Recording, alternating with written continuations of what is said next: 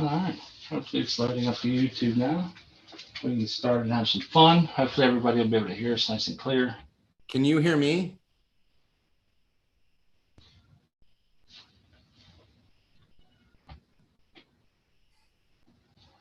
All right, we are live. We're here with Dr. Coco. He is going to be silent for a while. We have his premiere coming of the FCE 8000, and this will be the after show. I'm here with Crispy Wannabe. Hello, everybody. Grower Love, thank you for stopping by. And thanks to Dr. Coco for letting us get in on all this and have some fun. Let's see here. You guys can't hear me, I don't think. Yeah, we cannot hear Dr. Coco. I'm not sure why.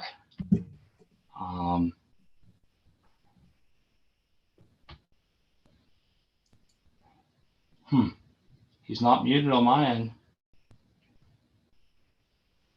I'm not muted on mine either. I don't see. Yeah, you're gonna have to change that. Let's see here. Are you there, Dr. Coco? Can you hear me now? Yes, we got can. You figured out. I must have had my other silence on over here. I'm so sorry. Yes, we can hear you. Okay, guys. I'm gonna pretty much stay muted until after the event. Sure. Anyways, I need to get the link from you to this YouTube channel or to this YouTube page. Sure. I'm gonna go grab that and I'll send it over to you on Instagram if that's okay. Okay. I'd like to stay on one chat platform. We had been using Skype, but we could do it in Zoom or in Skype or in Instagram. I'll go look for it on Instagram. That's fine. Just send it to me there. Okay, let's see here. I guess I could snatch it and put it here in Zoom. Let's see.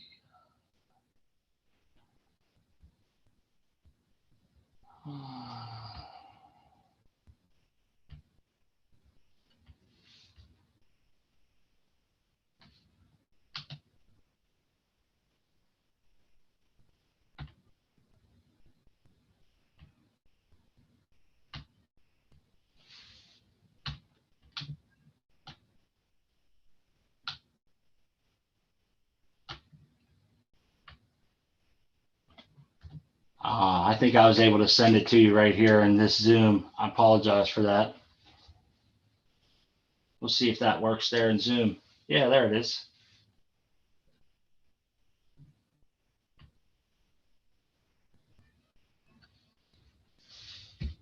All right, I'm going to go try to set this up as a redirect. I will let you know if it works. Thank you, sir. We're going to be quiet ourselves here for a minute, so everybody bear with us. All righty.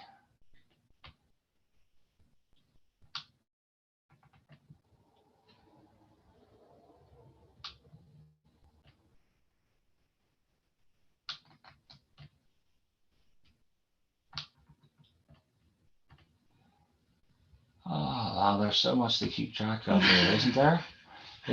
We do apologize for that. Yeah, it's hard for us to try to figure all this out, and we really appreciate Dr. Coco and his staff and everybody that's been helping us out.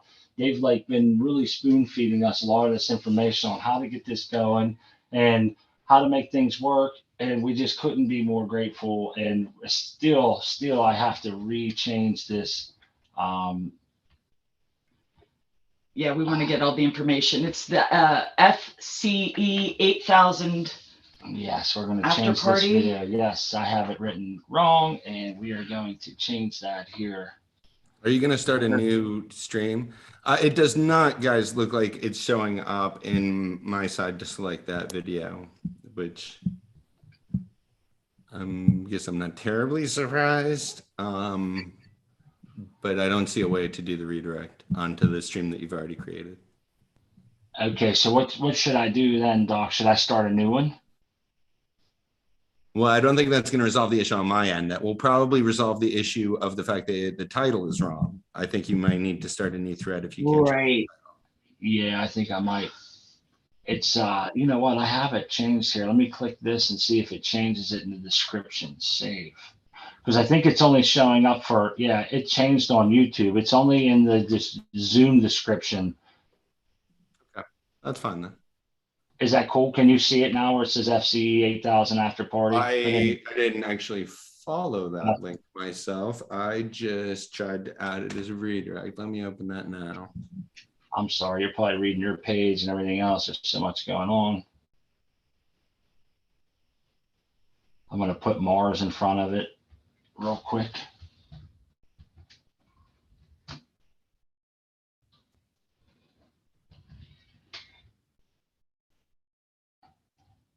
It still says 3,000.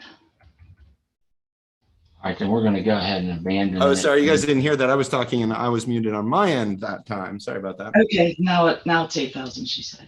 Okay, it's good now. Okay. Yeah, I would put Mars Hydro FCE 8000 after party. You can add my name if you want to. Cool, cool. You can't do this until it's already started, so I've had a little bit of trouble here, but yeah. Make sure that people that are here listening know that the premiere is happening here in 20 minutes on my channel. So it's a countdown to that. Yes. Yes. You want to head over there so you can win the light. That is no, the review has the premiere has not started yet. Yeah, so you haven't missed it, Martin. We're just getting up the after show set up and ready to go. We'll be coming back here after the premiere starts. So I'm going to go back on mute, guys. Sure thing, Doc. Thank you. Thank you. Dr. Mj Coco.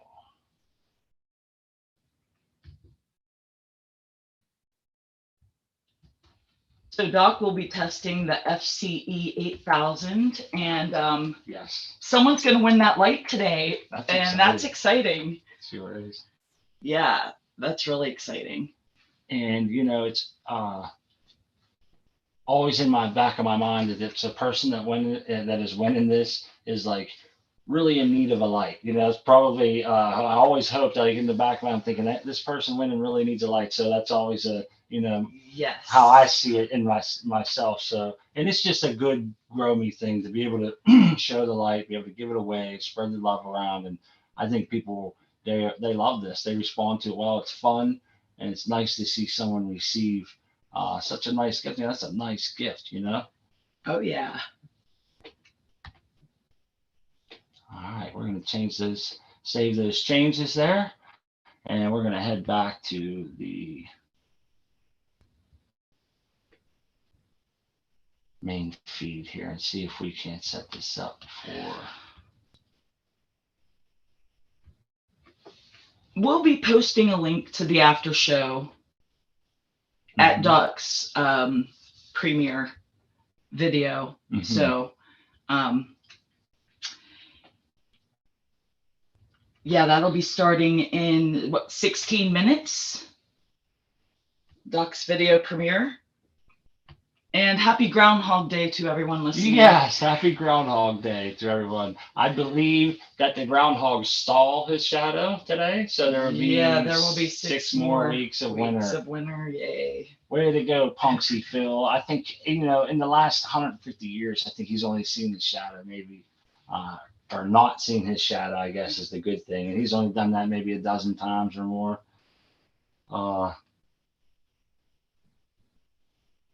So yeah, that's.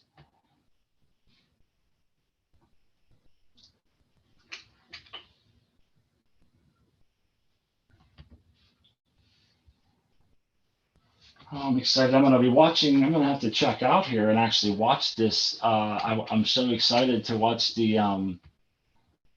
FCE 8000 premiere and all that. That I am definitely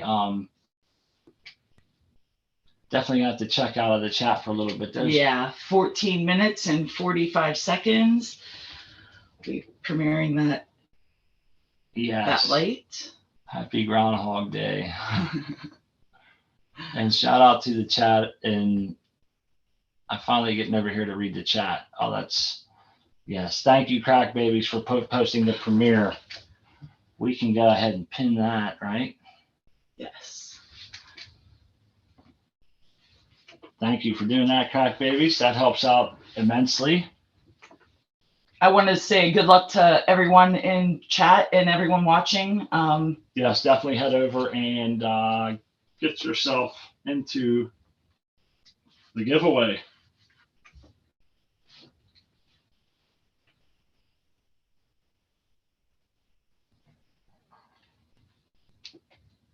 And I'm over here watching the chat. It looks like we're down to about 15 minutes or so, Yep. 14 minutes.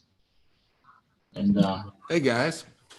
yeah. Hey. Hey, yeah, it's a voice. This is a cool thing about being on mute. I could just like chime in anytime I want to. I'm thinking you could probably go radio silent. Maybe you could write like on a piece of paper and put it in front of the camera that you got there. Like, we're watching the premiere on the Dr. MJ Coco YouTube channel, and we'll be here as soon as it's done, or something like that. Is a great idea. And just go radio silent. I don't want people to get too confused about which channel they're supposed to be on. Right. Right. Yeah. Let's Yeah, do that sounds good. We're gonna go ahead and you got your mouse. You wanna work on that? Yeah. Get you a piece of tape and everything. And at least, I mean, you don't have to do that right now if you don't, if you want to keep chatting with people, but like before the actual premiere starts, make sure everybody knows to go over there. Yes. Hi, everybody in this chat. I'll be back on this channel and on this show after the premiere. Yes, and the link to the premiere is pinned. Please click there and go get in that chat. And we will definitely be here afterwards. Don't worry. It'll be a lot of fun. Yes, lots of fun.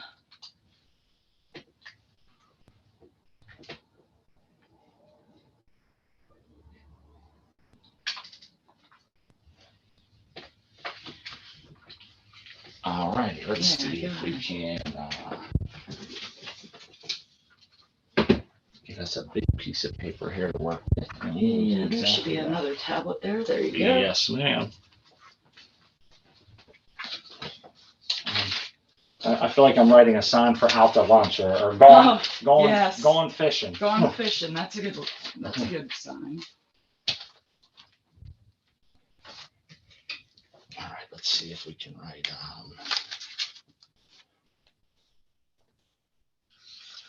What do I write here? Go to Dr. MJ's page. Dr. MJ's premiere. Dr. MJ Coco YouTube channel. Yeah, YouTube channel. Write that down. I like being the dispossessed voice that just like floats in. Oh, that's great. Yeah. It's like it's like I have a conscience talking to you. Yeah, I'll be the little bad angel that sits on your shoulder and tells you to do all the bad stuff. That's it. Go to Dr. MJ Coco. This will be kind of a impromptu handwritten note, so hopefully it will suffice. I think it'll be fun. YouTube channel.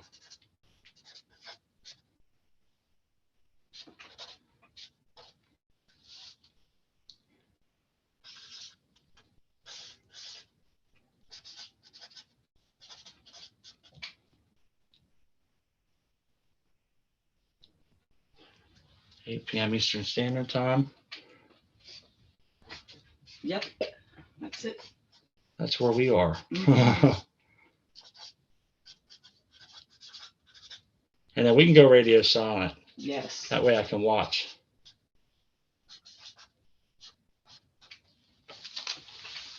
Any chance you'd be able to see that? No? Too far away? Wait till it gets. We can move it a little bit. You'll be able to see here in a minute.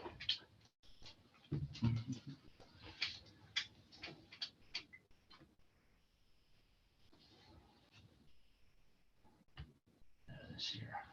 I don't think we're going to be able to. Yeah, I don't know if you can see that or not. We are going to zoom in on it if we can.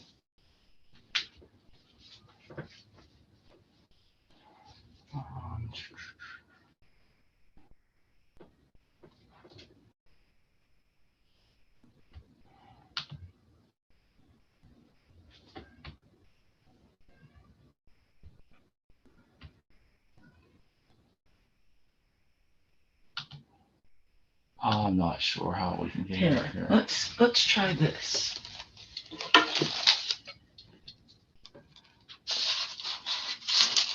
It's a little Can too you- bright. Is it too bright? Yeah, it's a little Okay. too bright. Okay. It's okay. Let's see that. You can see that right there. That's a little bit. You'd have to aim the camera down a little bit if you put it like that. Oh, there you go. Why don't you put it down? There you go. There we go. Now we're cooking.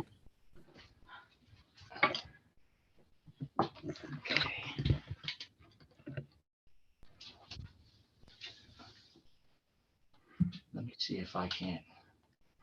I'll try to zoom in if I can here.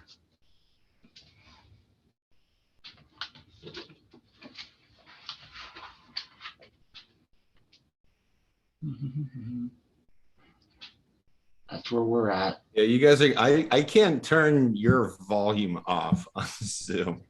Yeah, So you're gonna have to be radio silent, or it's gonna be like very distracting to me because I'm gonna have to have the volume on to hear my video, right? But then I'd be just I can't independently turn the Zoom volume off, I don't think.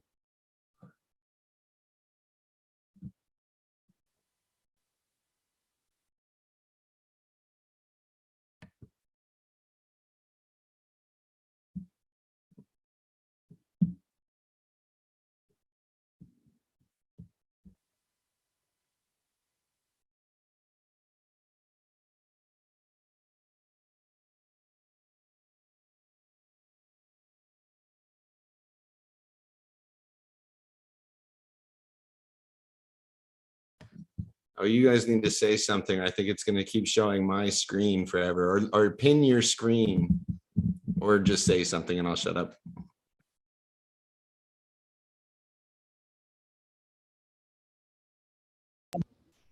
Okay, yeah, we have to pin our screen.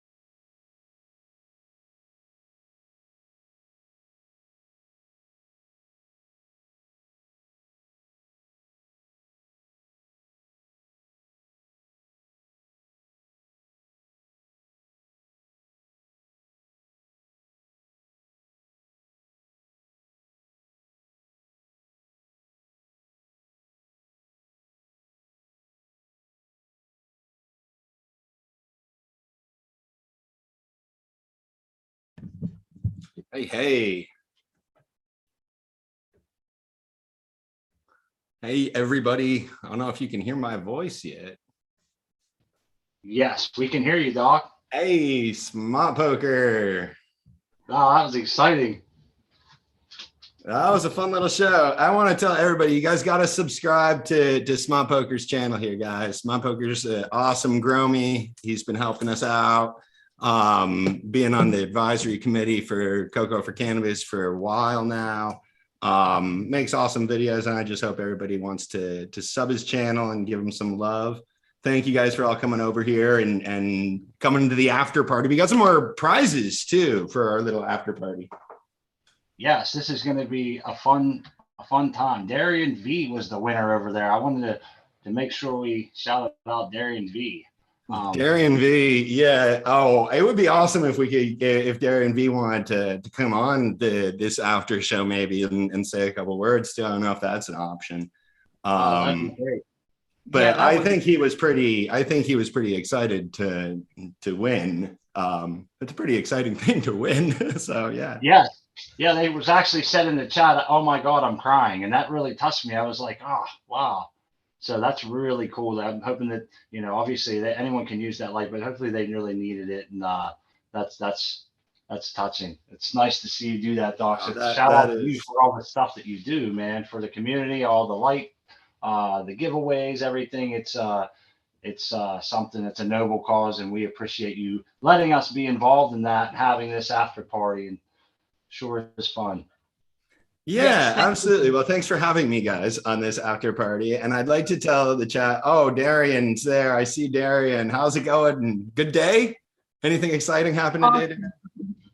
Yeah. Hey, Darian, how are you doing today? Congratulations. Congratulations, buddy. We're really happy for you. I'm, sort of sad for everybody else that wanted to win too, but it's always fun doing a giveaway like that and having somebody really excited to win it. So we're gonna do a couple. We got some extraction fans, some of the Mars Hydro. They're pretty new fans. They came out with, I think, about like 6 months ago. But we have 4-inch extraction fan, and we're gonna do a giveaway for that pretty soon here on this show. Yes, and if I remember correctly, you said Mars will ship to anywhere. Is that correct? Yeah, so people in Canada can win, people in Europe can win, people in Australia can win. Anywhere that Mars Hydro will ship, they'll ship that prize. The light is the light that comes from my house, right? The light is the light that is actually still hanging up in it's only about 10 feet away from me. I'm gonna have to, take it down, disassemble it, pack it back up, and ship it off to Darian. So I pay the shipping on that, and yeah, I can't ship it to Europe or Russia or something like that. Right. But Mars ships their prize. They're offering the exhaust fans as sort of like bonus prizes for this. So they'll ship it directly to anywhere that they ship. That's awesome. Well, we appreciate that, Mars. We're gonna have to make sure we give Doc Coco's code, which is CCFC, to get a discount at Mars. So if anybody's jumping in Mars to buy something, please use the code, and that helps to fund Dr. Coco and all the work that he does and brings for us. And we really appreciate that, as we mentioned earlier. So I wanted to throw that out there just in case you didn't want to give yourself a shameless plug. You're welcome. And then I definitely have some questions about this light we just reviewed. So I don't know how we want to do this. This is our first after party, so we can kind of just. This is indeed. Yeah. Well, let me just, you're giving me a little bit of love. I'll remind everybody again to hit that subscribe button here on Smot's channel. Smot Poker definitely deserves some love on his YouTube channel. Puts out some cool videos, and you won't be sad that you subscribed. And we will, we'll have to figure out how we're going to do this the first fan giveaway. And we could do that here in 5 minutes or so, give people a chance to get settled. So you got a question, and I had a question I was asking in the chat, and I talked to you about this briefly before, Smot, which was that question about how is it that the FC 8000 did slightly better in the 4x4 EPAR test, but the FCE 8000, or sorry, in the 5x5, but the FCE did slightly better in the 4x4. Yeah, I can't figure it out. My first inkling was like diode placement, maybe diode count, or a mixture of the two, but I think there's more than one variable. Something's going on there. Well, there's one that I think is more significant than the rest, and that is that, well, you know, we want to think that those tests were exactly the same, but there's actually something different if you compare the two 4x4 tests versus comparing the two 5x5 tests. And I think that difference sort of unravels the difference. So you probably know this, Mott. The 5x5 test was the official test for this fixture. How do I set up the official tests? Oh man, I feel like I should know with hanging height. With hanging height, PPFD, all that. Oh, to whatever 1,000 is. Right. You hang it to so in that 5x5 par test, in the 5x5, both par and the EPAR test, I hung the fixture where it was 1,000 for PPFD for par. And that was 1 centimeter higher with the FCE 8000 than it was with the FC 8000. So that 1 centimeter difference in hanging height, we would expect to be able to measure that, the drop off from raising the fixture 1 centimeter. It would be very small, but I would expect to be able to measure it. And that's part of the factor. So in the 4x4 test, they were hung at the same height and they had different maximum densities. But in the 5x5 test, they were hung at different heights. And since the FCE had to be hung slightly higher, that meant that there was more chance for photons to escape or hit the walls before they hit the canopy. So this comes back to, like, to the extent that there's a difference between these fixtures, the FC 8000 has a slightly better distribution. That slightly better distribution shows up in the PAR maps if you really study them carefully. It also shows up in the fact that I was able to hang it 1 centimeter closer. Sort of, if it was even more well distributed, I would have been able to hang it even closer than that, because you're limited by the hotspot, right? So as you distribute light away from that hotspot, you're able to lower the fixture, lower the fixture, lower the fixture. So that, again, it's 1 centimeter. So it's like the tiniest little difference, but you're picking up on some pretty fine-grained detail in these tests. And they were like that close, basically. I think they're basically like as close as they would be if you raised 1 centimeter, right? In terms of their performance. That is amazing. Puffy asked a question here. Puffy asked if the bars were equally spaced. They're adjustable, and they have markings on the frame on all of these. The FC 8000 was actually also adjustable, which show you where you could put the bars, but you don't have to put them there. Remember, when I did the FCE 6500, I ended up running like 15 different par tests trying to find the best hanging height and bar spacing. And it came back to the arrow positions that Mars prints on the frame. So like there wasn't a better sort of distribution. They're not exactly evenly distributed. There's a slightly bigger gap in the middle and the gap is smaller towards the edges. There was I saw there was actually a lot of comments over there. One was about obviously I think people were questioning, well, maybe not questioning, but curious about the diodes and the difference in the diodes, the different makes. Yeah. You know, I'm planning to do a video. I'm talking to actually a diode company about this because I wanted to do a video to get into diodes and sort of how are diodes made, what goes into them, what do you look for differences between different diodes, what contributes to better efficiency beyond just sort of, you know, being better. Right. I don't know enough about the sort of components or the build of the bridge lux versus the Samsung diodes, just the test results. So the bridge lux diodes are meant to be powered at a lower power draw. That's one of the reasons that they use more of them essentially. But that also contributes to a better efficiency of those diodes. And yeah, so it's hard to do a straight one-to-one comparison. You know, each Samsung diode, if you gave it sort of its max wattage or its max power, would produce more light than the bridge lux, but that's the way that they're designed. They can reach very similar efficiencies in a system depending on sort of, you know, the number of them per watt. The raw test data is actually very similar in terms of sort of the efficiency that they should get. I think a lot of people tune in for the diodes. I've had that question too about, you know, how does a diode work? How does degradation work?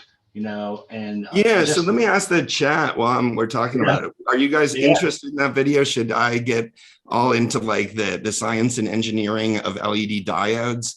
Or is that going the wrong way? See, this is the drawback to doing that video, is it feels like I'm getting further away from the plant, right?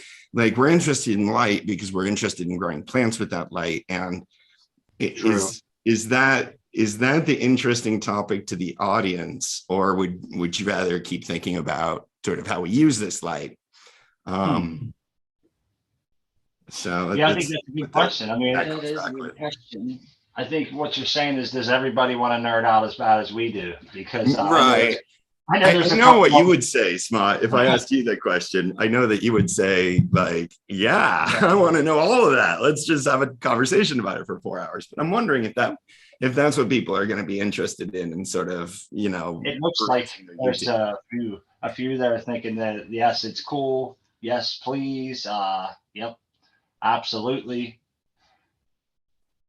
Yeah, I think it would be well received, honestly, because I think it was like, even when I first started questioning lights and trying to get into learning about it, and I got to say, he was very patient in teaching us, and so I remember early on I had a question about diodes, and I distinctly remember you saying, like, look one rabbit hole at a time, because I think at the time you said, like, I'm still trying to understand those myself, you know, a little bit. So I put it off for a while now, and I think it comes up to a lot of people, because you always hear about the different diodes, the different bins, the placement and all this. And so I think it's important to know. And I hear about how long is the light good for? So I think the degradation, I think all that would be important. Yeah, understanding degradation. I mean, just understanding, I've always been interested, but I was the type of kid that would watch those, like, how is it made shows, you know, like, and be all into sort of understanding how things work from the inside out. And it would be kind of, it's a tough video to understand how to do, because like the visuals of it are tough. These are the kinds of videos, like I would understand how to write the lecture, but I don't know what I'm going to be showing, like when I'm talking about it. I gotta go on camera. I've been talking to my wife about going on camera more and more these days. I think that it would be a whole lot easier if I could, like, be on camera talking about something than having to figure out, like, well, what kind of graphics go along with this section of speech? Yeah, No, I'm getting crap about not updating my grow journals again. Crap, I did. I started it. I started my NYGC, and then I made one update, and I definitely have let it slide a little bit. The grow is kind of, it's a little bit, I don't know, I get wrapped up in these videos. So for the last like 5 days, I've been pretty wrapped up in this FCE 8000 video. And like, I mean, I don't know, the house could be burning down, and I don't necessarily give adequate attention to other things when I get too immersed in something like that. So I've been supposed to set up my 4x4 tent and get the GrowTech fertigation system I'm going to be using set up in that 4x4 tent. I got my 4 plants. Thankfully, the plants are still happy.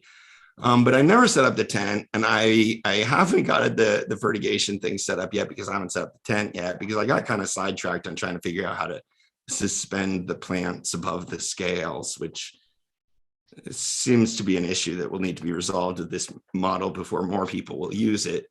Right.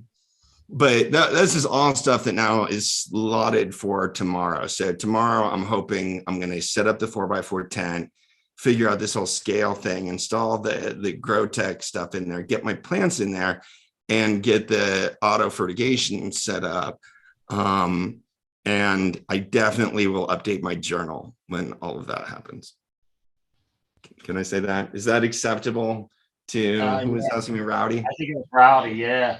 Yeah. Is that acceptable, Rowdy? I hope that's acceptable. Yeah, it seems like your diode will be well received if you decided to do that for sure. Just so you can put that to bed, at least in this chat All room. right. And I saw a couple say no, but I think that I agree that the general thrust was certainly positive. We have a few questions in the chat here. Before we go on with that, I was going to ask you, should we maybe start the giveaway here? Yeah, so let's get people set up. We don't want to just be big teases on this. Right. So if you don't mind, maybe I can jump in here and tell you what I have set up in front of us. We have ourselves a random number generator on Crispy Wannabe's phone. My one question to you was, there's I think around 50 people. What should these numbers be set at, the parameters? Well, it doesn't matter. If you do closest to, it just, it can be more down to 1,000. I think it's better to give people more chances to not guess the same number.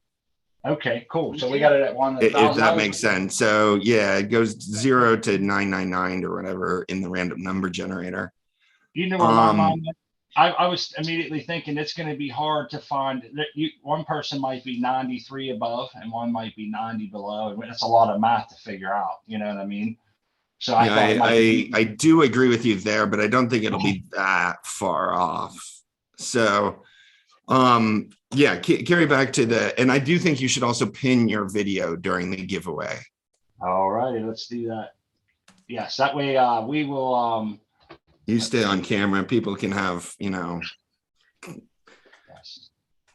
Let's see. The chain of custody of the winning number will be clear to everybody.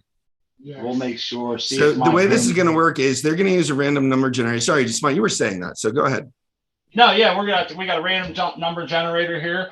Crispy Wannabe is going to jump in front of the camera. She is going to generate a number live, which she will only be able to see. She will then hide the phone. She's going to write the number on a piece of paper, which she will also be the only one able to see. She's going to put it in an envelope and set it right there in front of the camera. We'll come back here. We can do our guesses. We will shut down the guessing, and then we'll go back up there and open up the envelope. That way everybody knows it's on the up and up, and that will be the winner. And so don't guess yet, guys. Wait for Crispy to seal up the envelope, and then we'll start the guessing. So, so wait for it. Just a couple more minutes, but let's get to that. Let's do it.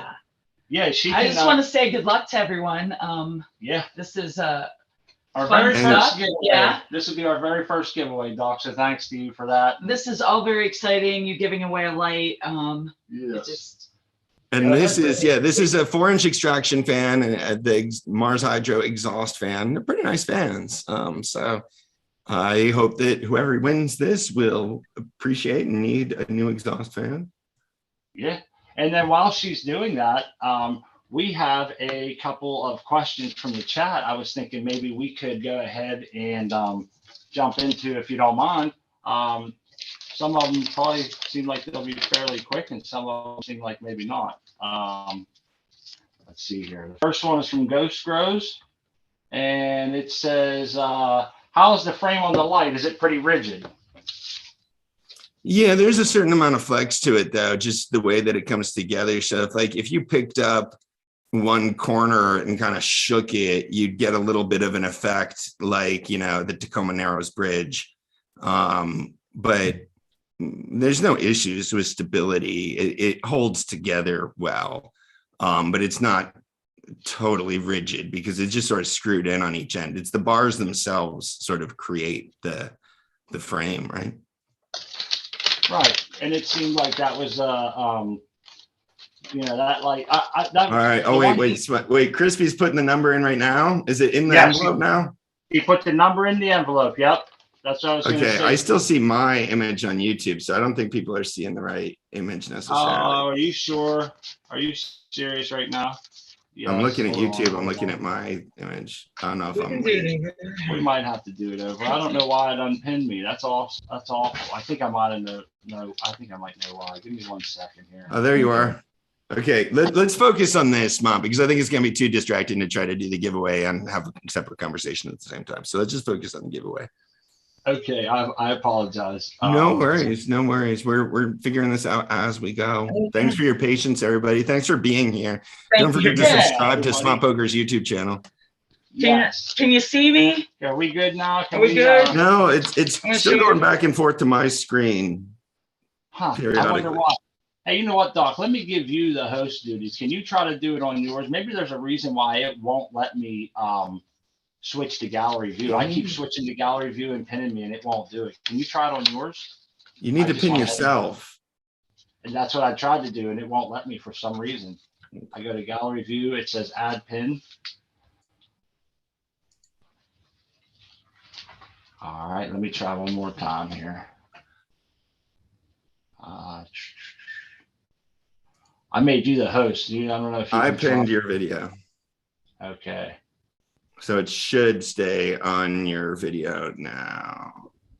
Hopefully it does. Okay. I see Crispy, even though I'm talking at this point, although there's always this delay in YouTube. Yes, there's a delay. Okay, I'm just going to be quieter, maybe. All right, Crispy, do you have a number in the envelope already? I think people are still with us. I don't think people think we're cheating. I think they know. No, there's 52 people here. We're struggling, and I don't know why it won't. You have the thing here. We'll see if YouTube's not listening to my instructions about which video to pin now.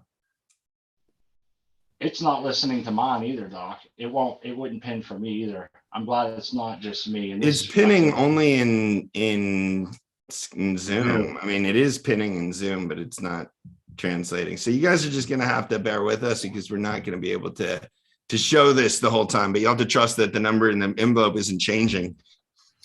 Right. So why don't you take it away, Crispy? You're going to look up a number, write it down, or you already did that? I did. Okay, you have a number in the envelope? I do. I have an envelope in the envelope. All right, and that's the envelope right there. Which envelope? There's the envelope. Okay, there looks like there's another envelope on the table. Can you remove the other envelopes? Yeah, I'll get rid of that. All right, so the winning number is in that envelope, guys. Why don't we go ahead and open the guessing? You agree to that? It's a 3-digit number. Yes. Okay, I'm gonna put this in the chat that the contest is open. Okay. Okay, go for it, Doc. Thank you so much. All right, guys, the contest is open. You're guessing a 3-digit number, and Crispy's got it written down on that envelope there on the table. All right.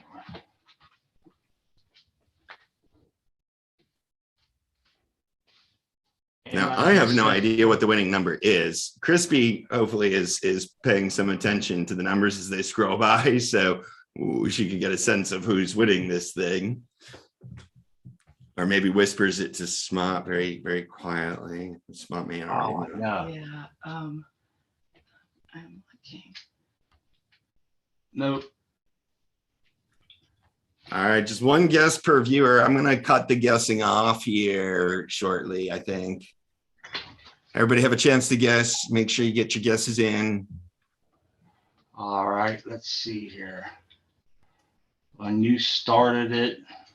Hold on, I'm gonna end the contest here momentarily. I'm just making sure that my words get out onto YouTube before my chat does. Okay.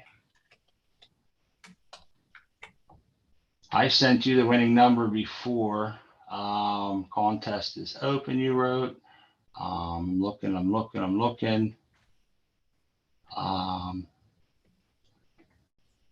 All right, contest is over. So what's the winning number? The winning number was 401. 401. Okay, who wants to 401. claim the winning number? Let's see. I'm scrolling back up through. Oh, I see Keystone Cops at 427. I see M4KERB at 413. Yeah, Maker B at 413. I see that as the. Oh, but is that before the contest was open? No, you wrote contest is open, and then JK went 113, 901. At least on my screen, that's how it went. 113, but Maker B's 413 is before the contest was open. Oh, okay. Is that correct? Does everybody else see but it that way? It looks like they picked it again. It looks like they might have. After, and it was. Oh, yes, they did. Okay, so they're in it to They win went it. with the original number. Yes, they picked it again. 413. They're in it to win it. I think that's it, unless somebody wants to say they had a closer number than 413. Yeah, I think that was it. So I'll go ahead and open this to show everyone. Open it up. Wait, is Curly Mango saying that they were 395? Did Curly Mango really guess 395 before that? Curly Mango, hold on. Curly Mango did have 395, didn't they? Hold on a second here. Let's see. 395. Yeah, I see 395. Uh-oh. Curly Mango wins. Sorry about that, too. Yep, Curly Mango. Oh, now Curly how does Mango. Curly Mango playing? He has to go to admin. Curly Mango. Yeah, I'm very sorry to Maker B.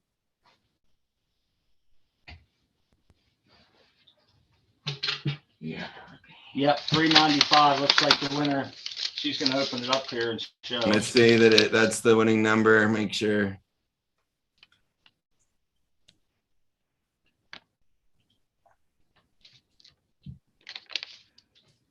Yes, it looks like the 395 from us.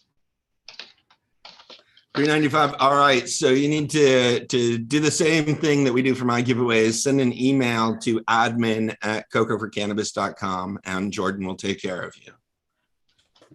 That is for Curly Mango. Curly Mango, yes. Congratulations, Curly Mango. And thanks everybody for working with us. I know it's been very, very touch and go here, and we're having fun. We hope that everybody else is. And yeah, Curly Mango. Absolutely. Time to move some air. So what other questions do we have? Right, We're doing some yeah, questions. We do have another giveaway, guys. So we will do another drawing for another giveaway. Stick with us here. Stick with us, please. Some of the other questions were here. Somebody asked for a video on light stress, and I just thought that was kind of wild that somebody asked for that. That's a tough one to do. You have to, like, I guess, catch yourself. I've had light stress plants. I've bleached plants before because I didn't have any room for them.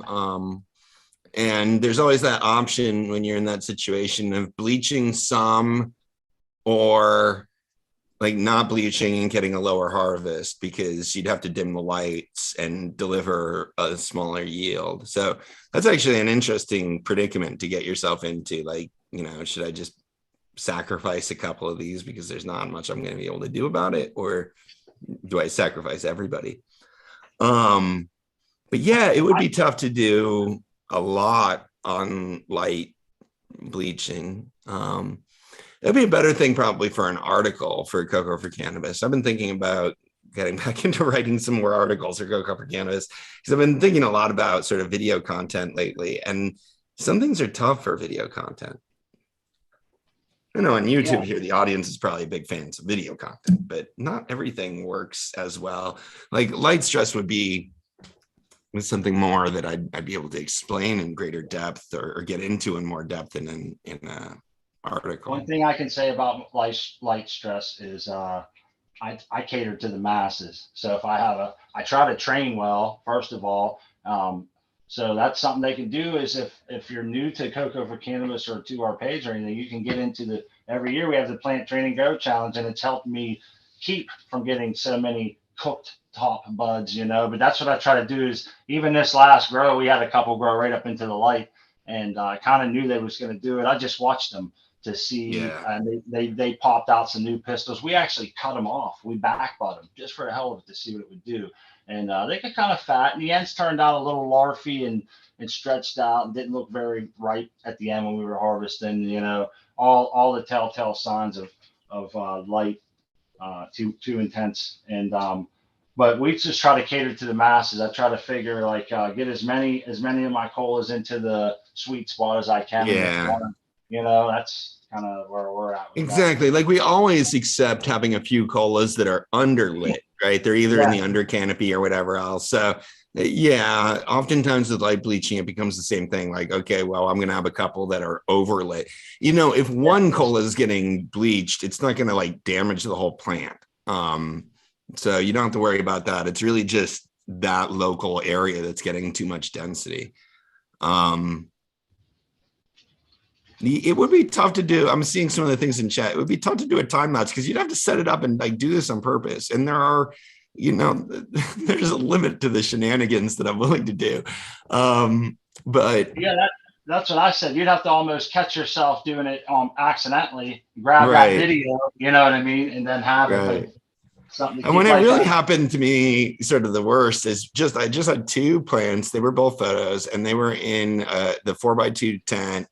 And they just got too big. I mean, there was no way to keep them. Like there's no more horizontal space to crop them down into or move them out of the way of. And it was an embarrassment of riches, really. So I wasn't that sad to sort of see. It was actually interesting. So in that grow, I was interested in seeing sort of the white spots develop on the buds. You had some pictures of that. But I didn't do a time lapse that you could really see that. I could say that. You know, one of the interesting things that I'm seeing sort of as a interested observer of the grow light market and of home growers using light, it used to be that pretty much every single grower was underlit for their space. And, you know, the common expression used to be sort of like more light is better, like always, and that's true because everybody was underlit. Increasingly, this is becoming a bigger problem because of like the cost of these fixtures that go down. I mean, you can definitely light bleach some plants in a 4x4 with that FCE 8000 that I just reviewed, right? You used to have to spend like thousands of dollars to get that much light or just really not be running your equipment properly or something like that. Getting too close to an HID would do it. Heat often would be a bigger issue there than the light stress itself. Yep. Definitely had that problem for a while. It was nice switching over. It was a big, and less AC load. So there's that. I wanted to go back to somebody mentioned about the two lights that you were comparing earlier, and they said how close are the spectrums and which one is better in your opinion? Well, the spectrums are going to be pretty close because they're generated by the same sort of mix of diodes in terms of the 3000Ks and the 5000Ks plus the 660 nanometer red. So if you look at the spectrum graph, it's going to look pretty similar. There's not going to be a huge discrepancy. The one thing that we were able to see was that the FCE, the bridge lux diodes, clearly put out a little bit more far red light. It's not significant enough to really sort of make a decision one way or the other in terms of which fixture to go with, I don't think. But there's some really minor differences around the edge. And, you know, most grow lights are targeting a fairly similar spectral curve based off the McCree curve. And, you know, I don't think there's huge differences other than how much they're spiking like the 660, how much they're spiking 730, if they put any extra energy into 730, things like that. I figured it'd be about the same myself. The basic output of a 5000K diode is going to be the spectrum curve is going to be fairly similar across different diodes in the 3000K. And then it becomes sort of a matter of what's the ratio between them and how many 660s are they having. I'm trying to read through the chat here. There's so many questions, it's hard to pick one out, Doc.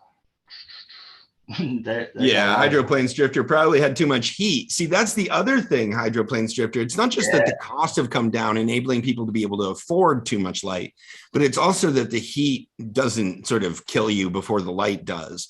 It's actually kind of hard to get real light bleaching with HPS. Not hard. You can definitely do it by having lights there, but your plants will show other symptoms from the heat being too intense on the plants too, when the bulbs are that close. So distributing the heat, reducing the amount of heat, and reducing the cost.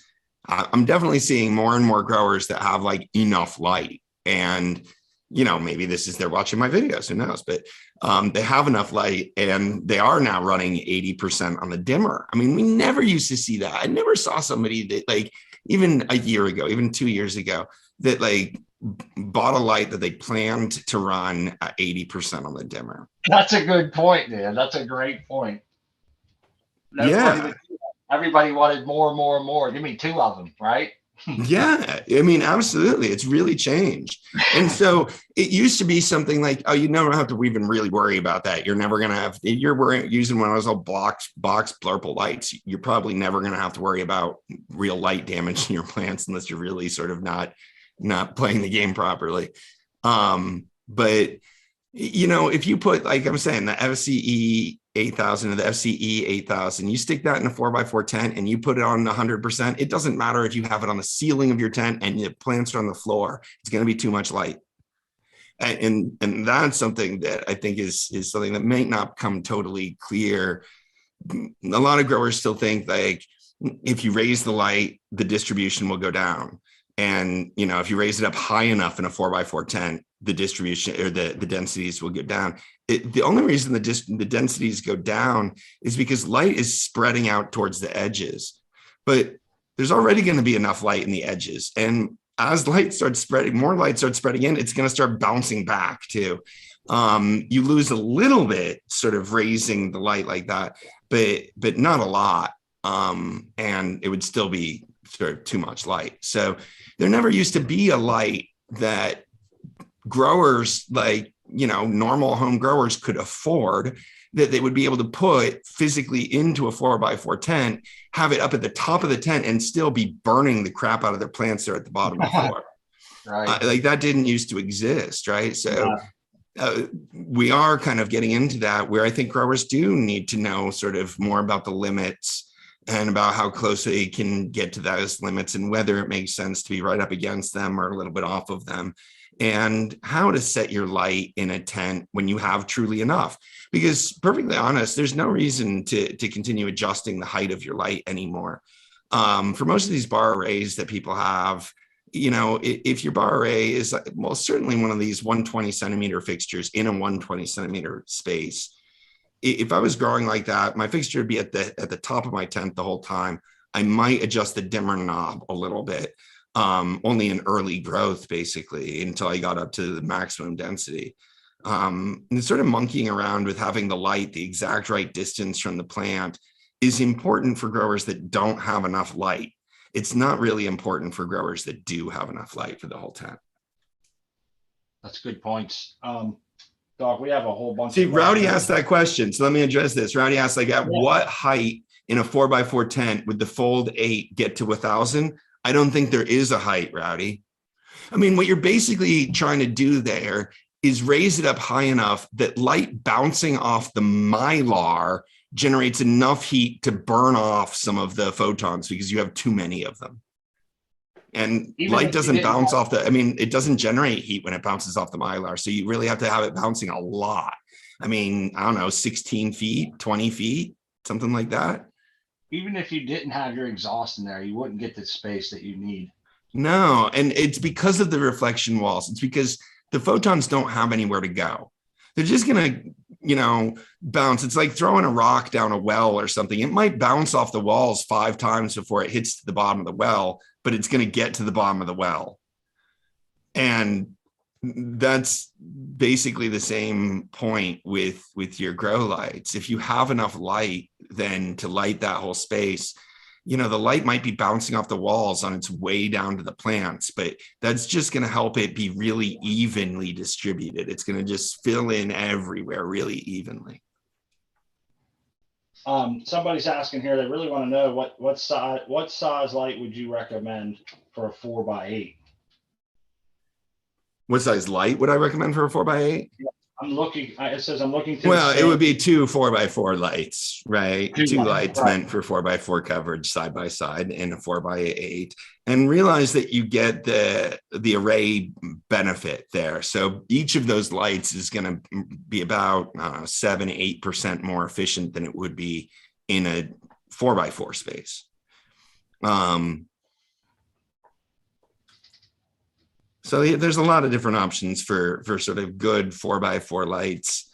The smaller light in this series, the FCE 4800 would be a good light. The FCE 6500 would be too, Yes. but you'd have to dim them.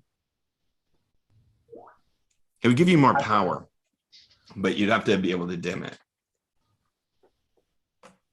Let's see. Watson Thumb makes a good point. I agree, Watson Thumb. All of these limits are really assuming that everything else, the 1000 micromole limit for grows without CO2 is also sort of the absolute maximum.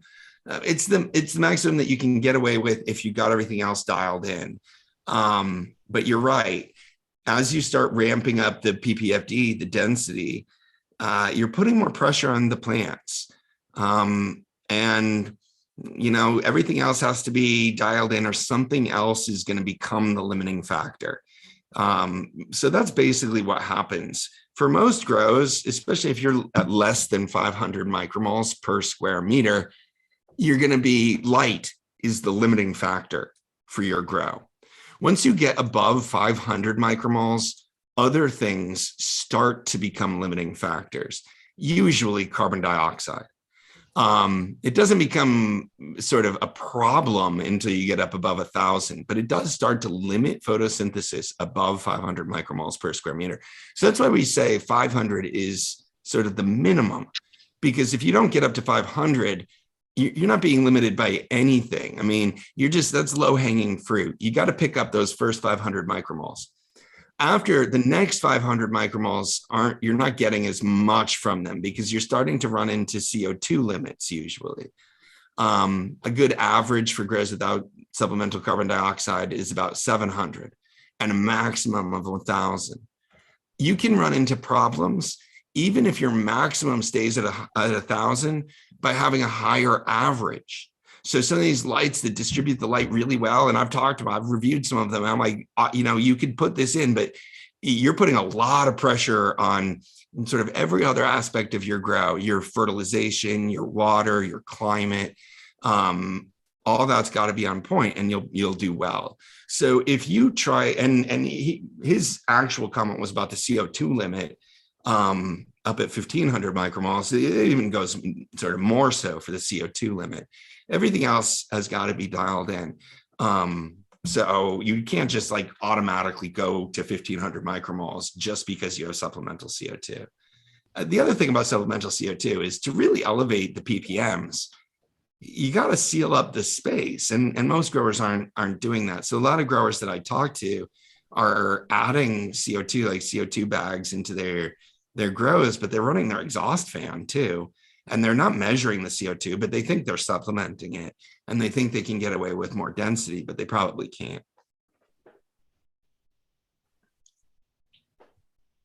There we go. Those are good explanations.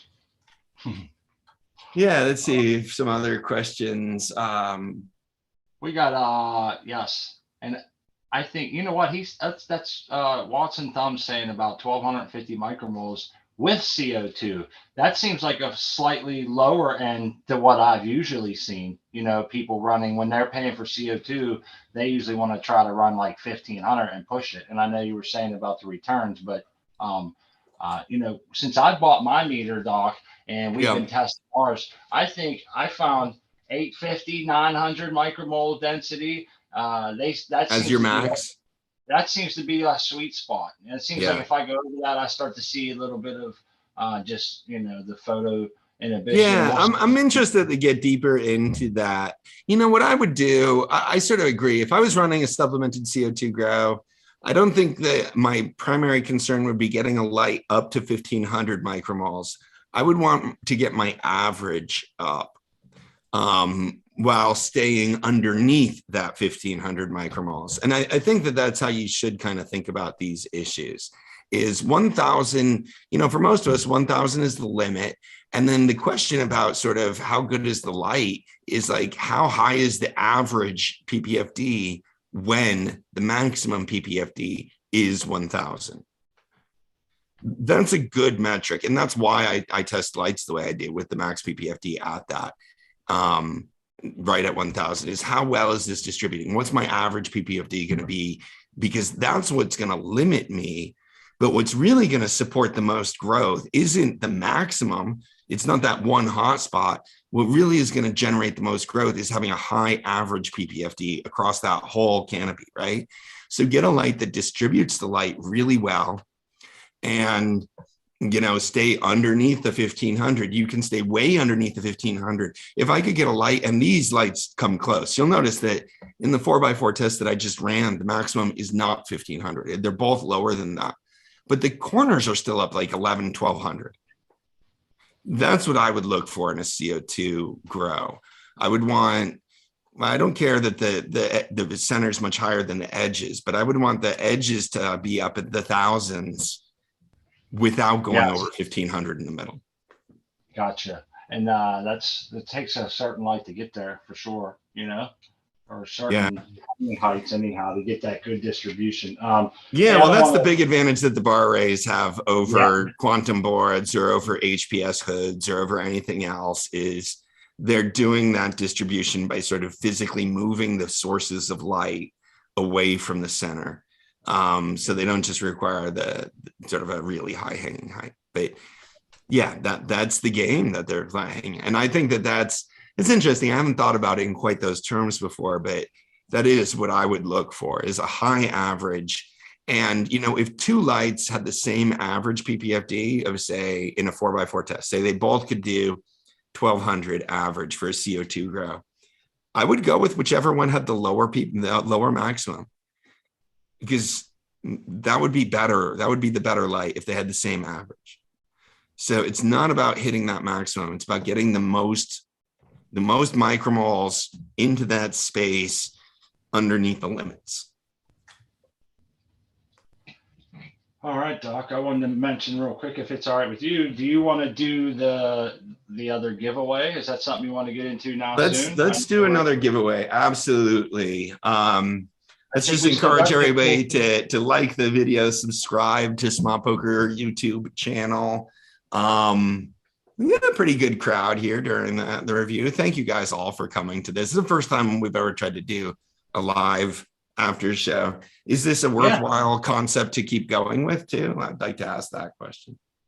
Yeah, I would too. I'd like to see if people, hopefully we can get a little bit more fluid in how they come, especially on our end. So we definitely take all the blame for that. But yeah, we'd be definitely honored and very excited to host more things like this in the future. And you know, I think it's fun for us. I think it's a great idea, and it just helps to add a little more collaboration after the fact of you know, after the show there, you get to talk. Yeah. So I think we still got you for like another 20 minutes. We can absolutely. I'm not going anywhere, but let's do the next giveaway. Show all these good people that are waiting and hoping to win their 4-inch Mars Hydro exhaust fan can get in it to win it. We have we've gained like 25 followers, so that's awesome already. And there's like still 40 people here hanging out watching. I think this is subscribe to that YouTube channel, guys. Please. Yes. Right. Did you want to tell them real quick that if they tune into our Sundays and Confused show on the 13th, we're doing another giveaway. Yes. Yeah. Let's promote that giveaway. Let everybody know about that, Crispy. What's that all about? Yeah, we have a Photon Tech SQ 300 watt Pro, and we're going to be giving that away on the 13th. It's a nice light. We just gave one of those away in the New Year's Grow Challenge. Good friend of Coco for Cannabis won. That was Aaron, right? Yes, yes. I do believe In it the was. photo challenge, we just gave one away on Sunday. Yes, I hey, tested that light back in December and gave one away then too. They're nice lights. I really like the SQ range. So that's cool prize to have to somebody on your Sunday show. So when does this Sunday show start, guys? It's starting at 10 a.m. Eastern Standard Time, and we run that till about 2 p.m. And Eastern Standard Time. the giveaway will be at, well, we're going to start at around 1 o'clock, just so we're hoping to maybe invite Dr. Coco if you get some free time. Yes. That day. I will plan to be there for the giveaway. Yeah, Cool. Your 10 a.m. or what? It starts. What time do you say in the morning? Like it's at it would be your 10 a.m. or 1 a.m. Your 10 a.m. is when we planned on starting, like getting into the giveaway. Maybe we'll it's our 1 p.m. Or I'm sorry, or 1 p.m. And we figured we could talk and have some have some engagement for a little bit, and then go ahead with the giveaway. And we're still chugging away on that and trying to put the last few touches on it. But we definitely want to do it that day, and we wanted to promote it here and shout out. So that giveaway, that's that's next week or the week after? Yes, it is the 13th, which would be what's that? Not this Sunday, but next Sunday. Next Sunday. Not this Sunday, but next Sunday. So everybody should show up to the Dazed and Confused show this Sunday, just so that do a dry run. Make sure you can find it. Make sure you get there. Bring all your friends, and then next week, next Sunday, you're going to be doing the giveaway drawing for the SQ 300 Watt Pro. Yes. Yeah, you can. That's an awesome light. Subscribe to Smart Poker and set a reminder. Yes. And just in time for Valentine's Day too. I might add that would be a nice Valentine's Day gift. That would be a nice Valentine's Day gift for your Valentine grower in your life. Valentine grower, exactly. For this household, that would be great. So you guys have Valentine's growers. Not everybody has a Valentine grower in their life, I guess.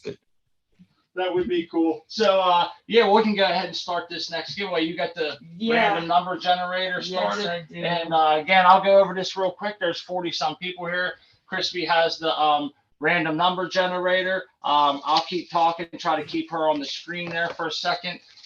She's gonna go ahead and show an empty envelope, and she is going to empty piece of paper, a blank piece of paper there, and she will randomly generate a number on her phone. She's going to write it down on that piece of paper. She's going to stash it away in that envelope. I'll get you to toss that other envelope off the table, please. Yes. Thank you.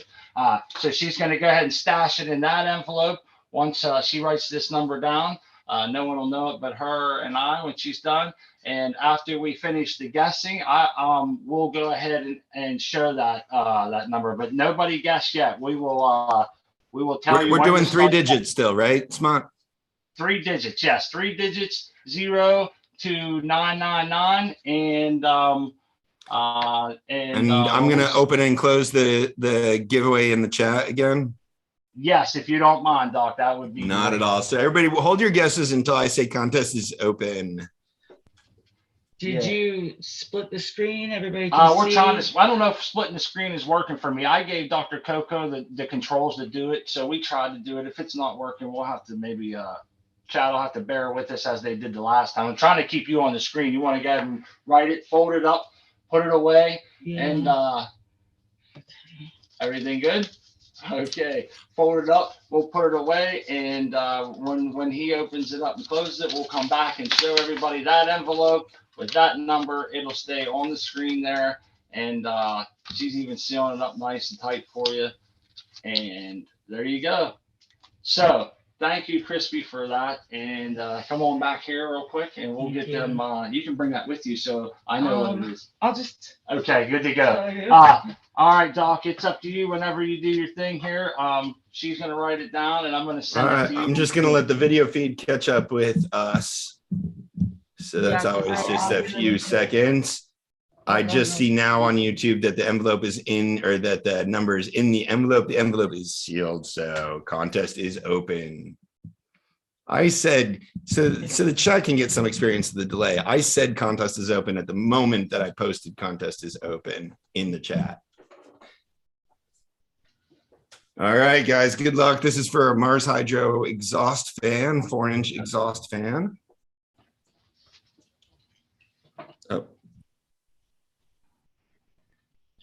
All right. Yeah. Good luck to everybody guessing. Yes, good luck. Good luck to everyone.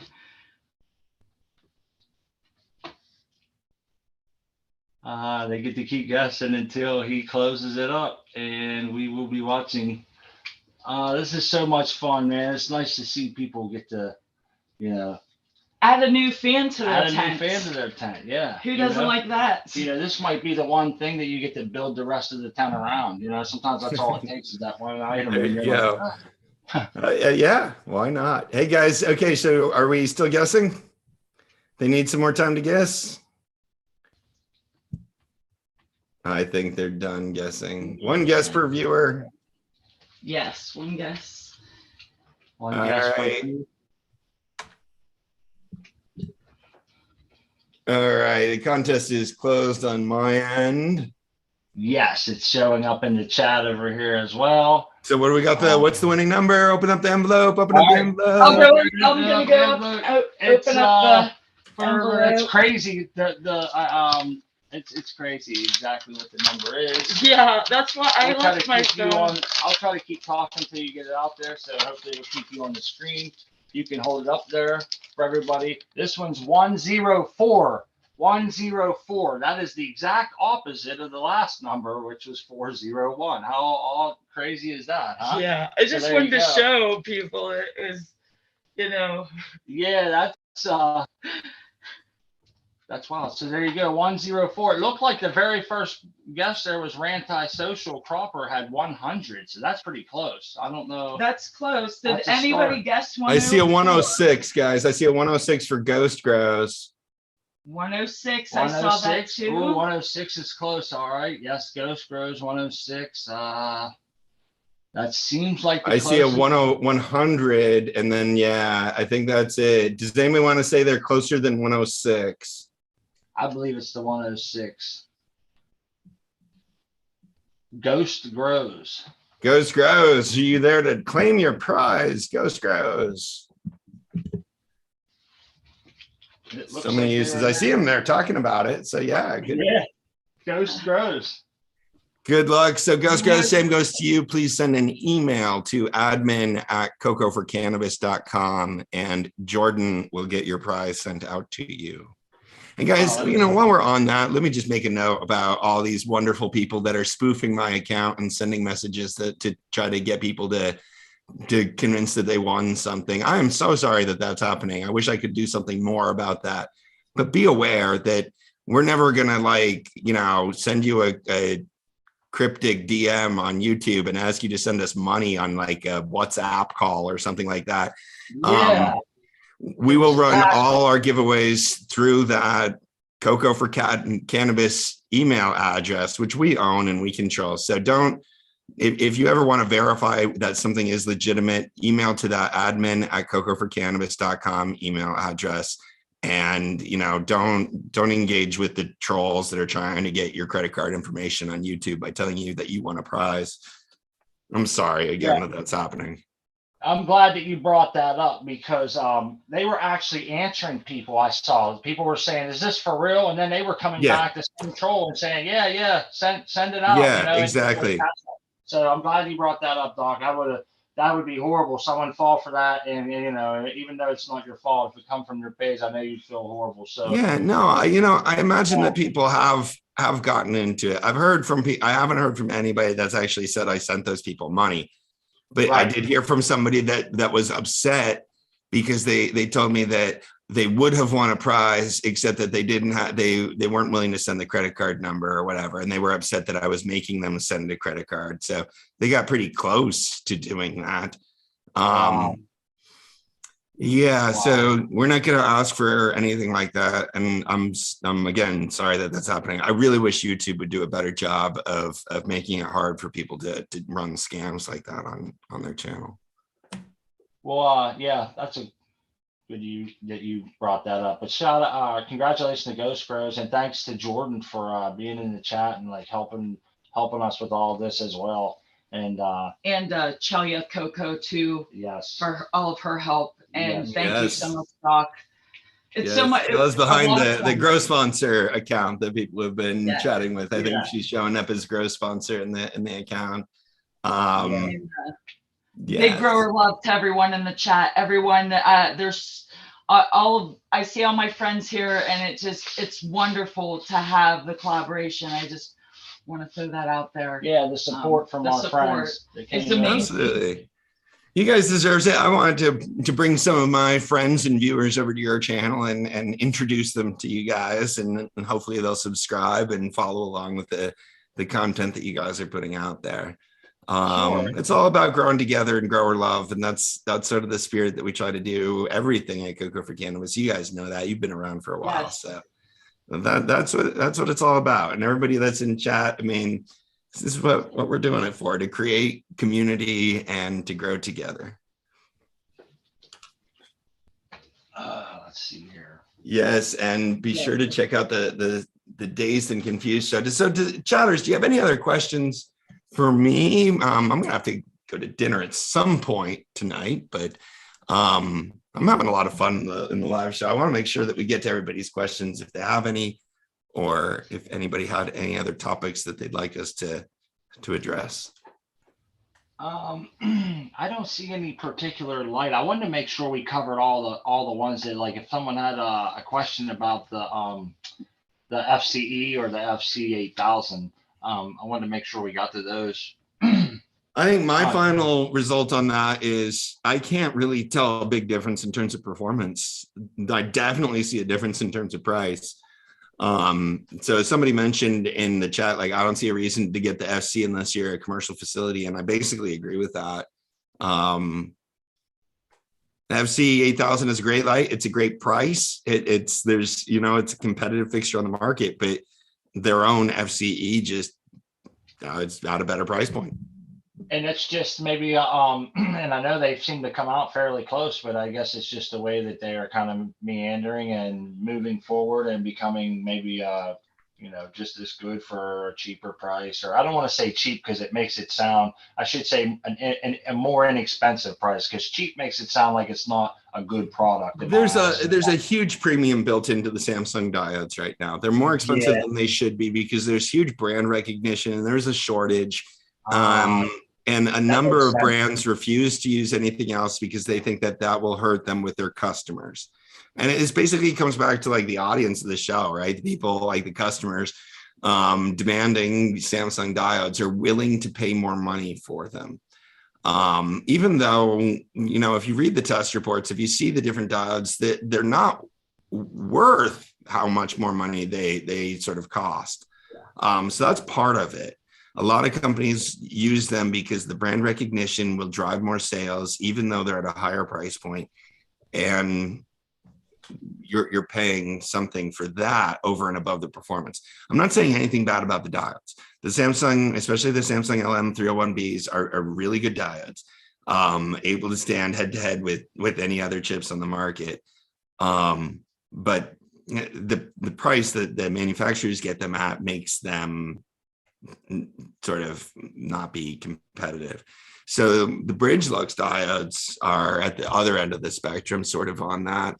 The Lettistar diodes that were on the Magobe that I tested last week. Lettistar is the diode company that I've been talking to. I met one of their head designers that they wanted to potentially help me with the video that I was talking about on going into the diodes, because I would need stuff. I would need, like, props. But they run these diodes through tests, and the test reports show, that Lettistar actually has some diodes that beat the Samsungs. They've got some 2-chip diodes that are really phenomenal, but they're also pretty expensive. The branding is just not behind it. So the consumer support for it's not behind it. The other issue that separates some product lines is whether they go through the certification process. A lot of commercial facilities require UL or DLC certification. And that's a huge cost to manufacturers. Most customers don't require that. The market's being bifurcated somewhat based on that, based on whether companies are getting their lights rated. You know how I've looked at it, Doc, and I know this is wrong. You're probably going to be like, no, no, no. But Okay. when we used to use HID, there was a $20 bulb that you could get a hot metal halide, and you could get a high pressure sodium for $20, or you could get the iHortalux for $100 a bulb. And I look at diodes as mini bulbs, and I want all the good ones. You know what I mean? Just the same way I wanted the iHortalux. Right. So I need someone like you to come out with a video and explain to me why one should not be sought after as much as the other. And I think that's going to Well, help it's just people. right. Or just what should you be willing to pay for? What should you be exactly? I guess that's a better way of thank you. Right. Yeah. Right. Where do you invest your money? Where is it safe to save Where is money? it best Right. to put it? Exactly. And where do you really have to sort of roll out the, you don't want to scrimp on this part, but it's okay to scrimp on this other part. I think that's yeah, exactly. Now diodes, there's more to it than that though, because it's not just the brand, it's also the bin rating. I mean, and the specific models that they use. And one of the issues that I run into is manufacturers won't always tell me a lot of details about the diodes or the specific models that they use. And usually they only do tell me all that information when they're proud of it. Okay. But otherwise I would say it about sort of every single fixture that I test. But there's two different versions, for example, of the Osram 660 nanometer diodes. Well, there's actually more than two different versions, but there's sort of a cheaper, less efficient version that's pretty common, and an upgraded version that's considerably more efficient. And they don't really differentiate that. You just hear Osram diode 660 nanometer or what, Right. So there's two kinds of companies. There's the companies that get those because they're the best and they want their fixtures to do the best in tests and in performance and in actual grows. And then there are companies that get the Osram diodes because everybody knows the Osram brand and they want to be able to use that brand. So be aware of sort of that side of it too. That plays out somewhat with the Samsungs too, but sort of less so. But Samsung has other cheaper models, including like the LM301Z Plus or the LM281Bs that, oftentimes they're just going to sort of highlight the fact that they're Samsung diodes then. The actual difference, though, in any of these diodes can be overcome just by how the fixture is built. If you get the LM301Bs, the top bin LM301Bs, and you drive them at their maximum wattage, they're going to be about as efficient as the 281Bs at a lower wattage. You'd have to make up for that by including more of the 281Bs. And that's what a lot of fixtures actually end up doing. And at that point, having the 301Bs being driven at a higher wattage than the 281Bs at like the lower wattage, it's going to be kind of a toss up in terms of what's really going to be better in the long run. So there's more to it than even just the model, then the brand, the model, the bin rating, but the number of diodes. And what we really should, if we really wanted to get into this deep, we would pay attention to sort of the percentage of the maximum draw that the diodes are rated for. Because most diodes are underpowered compared to how they could be powered, right? So if you had, diodes being powered at 90% of their capacity, or some diodes being powered at 60% of their capacity, that would be an interesting stat to know, I think. Yes. We could keep going sort of deeper into all of that. The other way you go about this is, well, let's go to the par test. Let's see how they actually perform when we put it all together and, turn the switch, flip the switch on and see what their efficiency is able to go to. So just realize that if you throw a whole bunch of lower rated diodes and power them at a lower power draw, you're going to get the exact same light, probably at a higher efficiency than if you have the best diodes that they made being driven at their limit. Well, this brings people back to say, well, why buy a more expensive light? why buy a Photon Tech light then over, say, something that might be cheaper like a Medic Grow? Especially if the diodes are going You know, to go the same pace. I mean, you're paying for flux, are we not? Well, Paying? there's, yeah, you know, I think you're right. The main thing you're playing for is flux. And flux in the context of efficiency, because efficiency is going to determine how much power that you use, and that comes back to sort of money, right? Yeah. There are And I'm other just things to consider. I mean, there are other aspects of sort of build quality and warranty and other things. I don't want to customer get it. service. Yeah. Yeah, And customer service, upgradability, changeability, stuff like that. and I mean, I I like the didn't mean, Photon Tech lights. I definitely think the Photon Tech lights are worthy. They are at a slightly higher price point. They're better made. Whether that translates into better plants, though, that's a.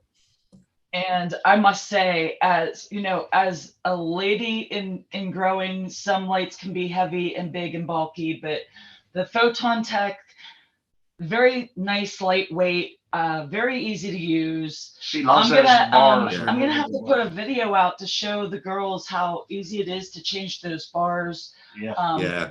The light's nice and light. She didn't like that's our old important. lights. They were so heavy, you know, like you guys know that you just the ballast alone, I had to move it, and it was just ridiculous. But The foldable lights are damn awkward, man. yeah, Especially like the bigger foldable lights. You know, the Growers Choice ROI 720, I sort of was the biggest one that I've tested that has the drivers built into the frame pieces like that. yeah, I remember that. It's tough to even get it into position. And I was talking to the guys at Growers Choice about this. I was like, I can't imagine somebody setting this thing up above plants that were already like growing. Like, you know, you'd have to set the light in the tent or in the space before the plants were there. So those are some issues. I think that once it's installed, though, you know, you can kind of look past that.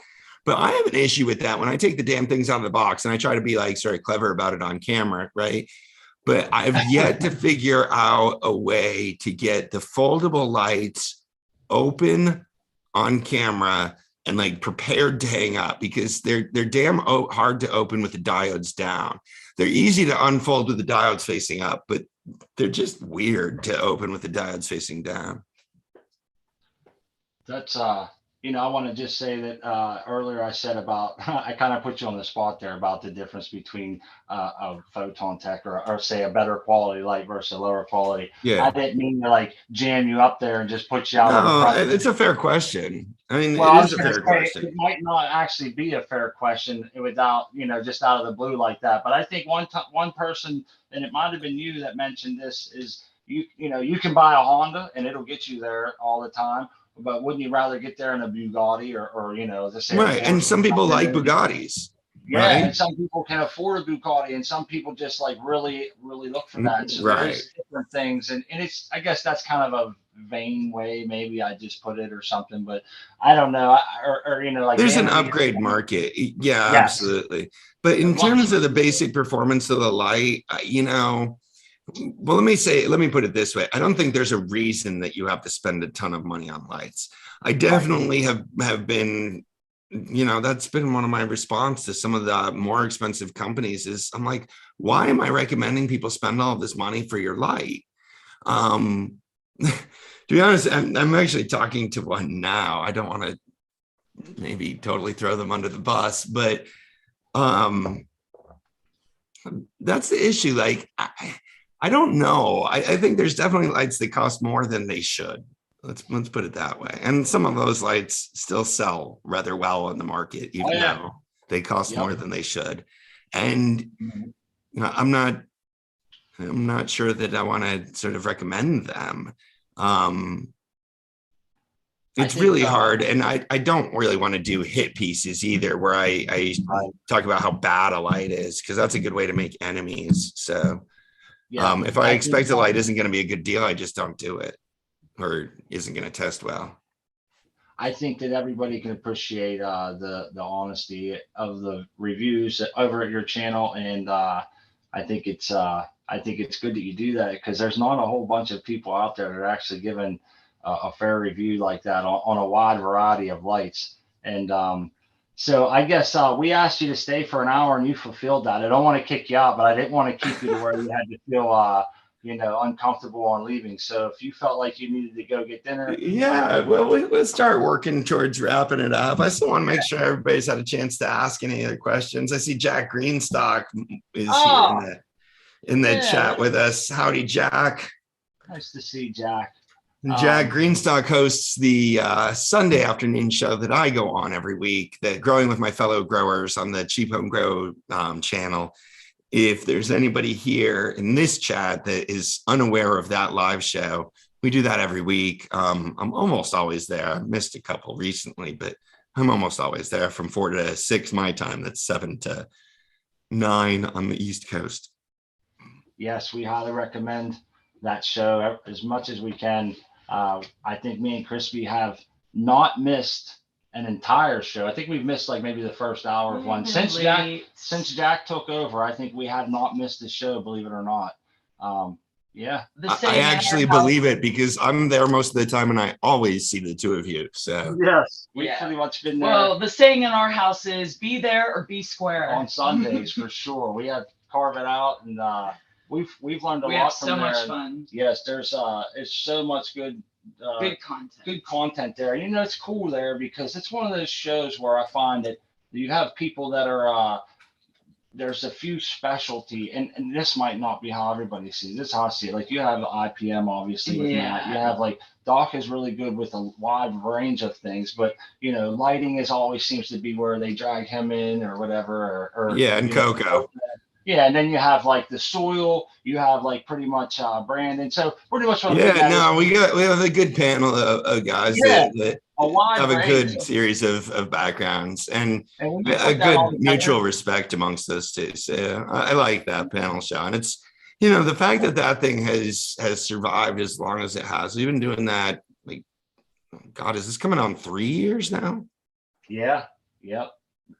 In 3 years when Jay does a lot to keep it organized, but a lot of it's just that everybody sort of wants to show up and do the show every week. So, and I think there's only been like 2 shows that didn't air in that many, in all that time. Well, in recent memory, I think there's only been like 2.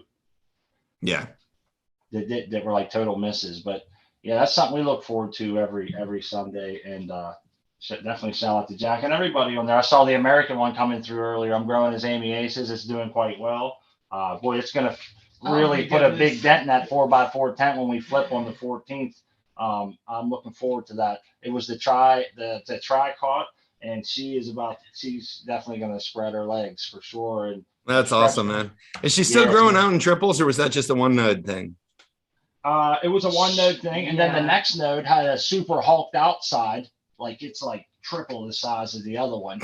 And all I did was top it, Doc, and then the first nodes actually had 3. Obviously, I topped 2 of them and left 1 go just for the heck of it.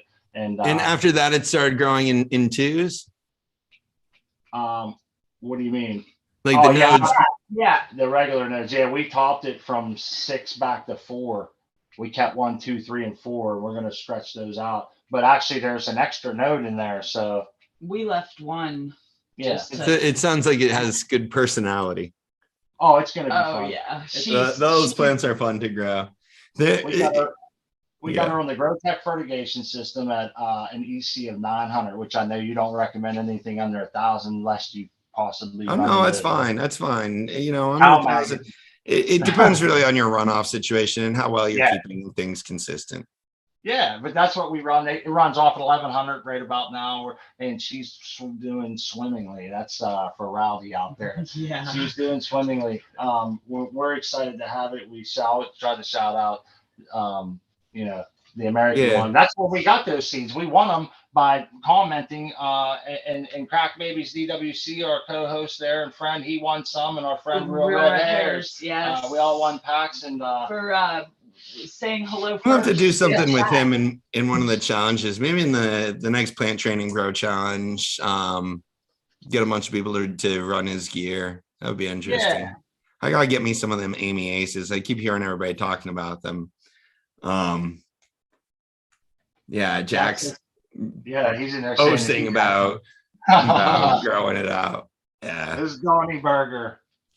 I'll have to hit him up and get some seeds sent my way. I imagine that we could probably make that happen. Yeah, that's Mm, that sounds like a good time there for sure. Yeah, Tao's good people. There's The American right one's been on that show Yeah. forever with Jack Greenstock and everybody else. So, Yes.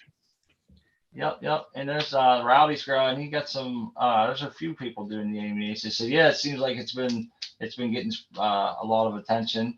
Donnie Burger has getting a lot of attention, and it's tough. We don't get to test much out here. Yeah, and you know what, like that, because it being a tricot and something different, and just seeing the differences in that plant, the amiaceae, just makes it an extra pleasure to grow. Yeah. I'm excited about where she's going and yeah, no, I feel it. what she's gonna end up like. I feel you. It's fun to get something that's a little bit different, right? And Yes. you got to be a little bit creative with it and see what it's not as predictable. Because there's a certain sense, you know, when you first start growing, everything is magical. And it's like you get a new set of leaves and it's magical. And like the leaves are a little bit bigger than they used to be. And that's magical. And like the whole thing is magical, right? So finding things to keep the magic in your grow as stuff does start to become more predictable, right? And you sort of know what to expect from your plants, and you get to reawaken sort of the magic of not knowing what to expect and the curiosity and all the rest of that. So that's really cool. I'm happy that happened to you. Yes, I am too. I feel extra lucky, extra blessed. I'm gonna it's clone really her. cool. I want to And- clone her. Just have it around, I guess, for a little bit and see what happens. You know, you can ask Smod. I've been fascinated with that kind of anomalies Yeah. in nature that can be so beautiful and just a fun ride. Absolutely. That's Where just it a fun takes ride. us. It's in, you know, when you're in a situation where you've already had several successful harvests and you're not in any kind of supply crisis, those situations are more fun. They can be somewhat stressful when you're like, oh, but I really need to, you know, produce on this harvest. Right. Yeah, my medicine comes first. I understand. Yep. And that's a good point. I'm glad we're not in that predicament right now. And sometimes it's easy to lose sight of that. So we have some other ones coming up. We got a few Matanuska Thunders that we have started. I think we got a Cookie Supreme or something that we started. There's a few there. And we got seeds from Chef, and we still have sex tests for those. It's the space stock. We don't have space. That's every grower's lament, right? Every grower's lament. Space. We don't have the space, and like I said, it's tough here. We don't get to test anything, so it's hard to know what to pick to grow next. So it's not like we can get on the dispensary and decide, let's try some Jack Harris. Although that's not probably the best way to try. True. I think you just got to grow it, man. I I know that feeling, and I've definitely grown some plants where I'm like, well, this was kind of not one I'm going to grow again. I'm happy with my last harvest. It had been a minute in between harvests for me too, so I got a little bit more sensitive to the whole, like, as long as you have plenty of harvest on reserve. But yeah, I'm happy with these plants. You live and learn. I'd never know what to grow, and I don't always like growing plants again, even though I really liked them, because I want to try something new or grow out some different seed that I had, you know? Yes, that's it's that's a good reason to grow more than one strain. I know a lot of people they like to monocrop it. I like to get a couple different strains going. Variety is the spice of life. And you know what? We found out, we found out, Doc, that we were able to, I talked to DJ at GrowTech, and I can actually break my grow or my fertigation manager down into 8 different plants. As long as I take the right precautions with the lengths of hose and stuff when I split it. He has some videos on his YouTube, so I can actually take that. And my idea is to with no runoff. You have okay. I'm not entirely sure how that's going to work. This would be just for my system, Doc. Just for the top part, fertigation only. I should. I'm glad you mentioned that. I guess I should really make sure that that's well known, that it's just for the on system. But I get so excited I forget to mention that. Yeah, he has a video over there. But he has a video on his So you're channel going to set it about- up for 8 plants. Yes, I'm going to do 4 in each tent, but I'm going to do smaller pots so I can just fertigate more often. And you know, I'm going to try to intentionally keep them a little smaller so I don't get rot and it just overfill my tent. You know, it'd just be too much to manage. So that's I got you. What size pots are you thinking? I was actually thinking 1 gallon because I'm in 2.5s right now, and it'll eat 4 easily overtakes a 4x4 tent. So we're down to we want to do no more than 2. And, keep in mind though, you're not really making the plant smaller by putting the containers smaller. If you're increasing the fertigation frequency, you're going to be able to grow monsters in 1 gallons too. I know we're just excited to see what I think it's awesome strategy. I think if you have high enough frequency fertigation, you should be in a smaller container. It's basically just easier to control. Now I know it's kind of like driving a sports car versus a train. Like the train just keeps going. You have more media to deal with the bigger pot. So little bit of a buffer helped. I feel better with that little bit of a buffer. And you know what else you might laugh with the larger pot? Yeah, and I like the idea that it's more weight. It even with like something holding and everything else. I like that solid base that like 2.5 gallon pot gives me under my plant.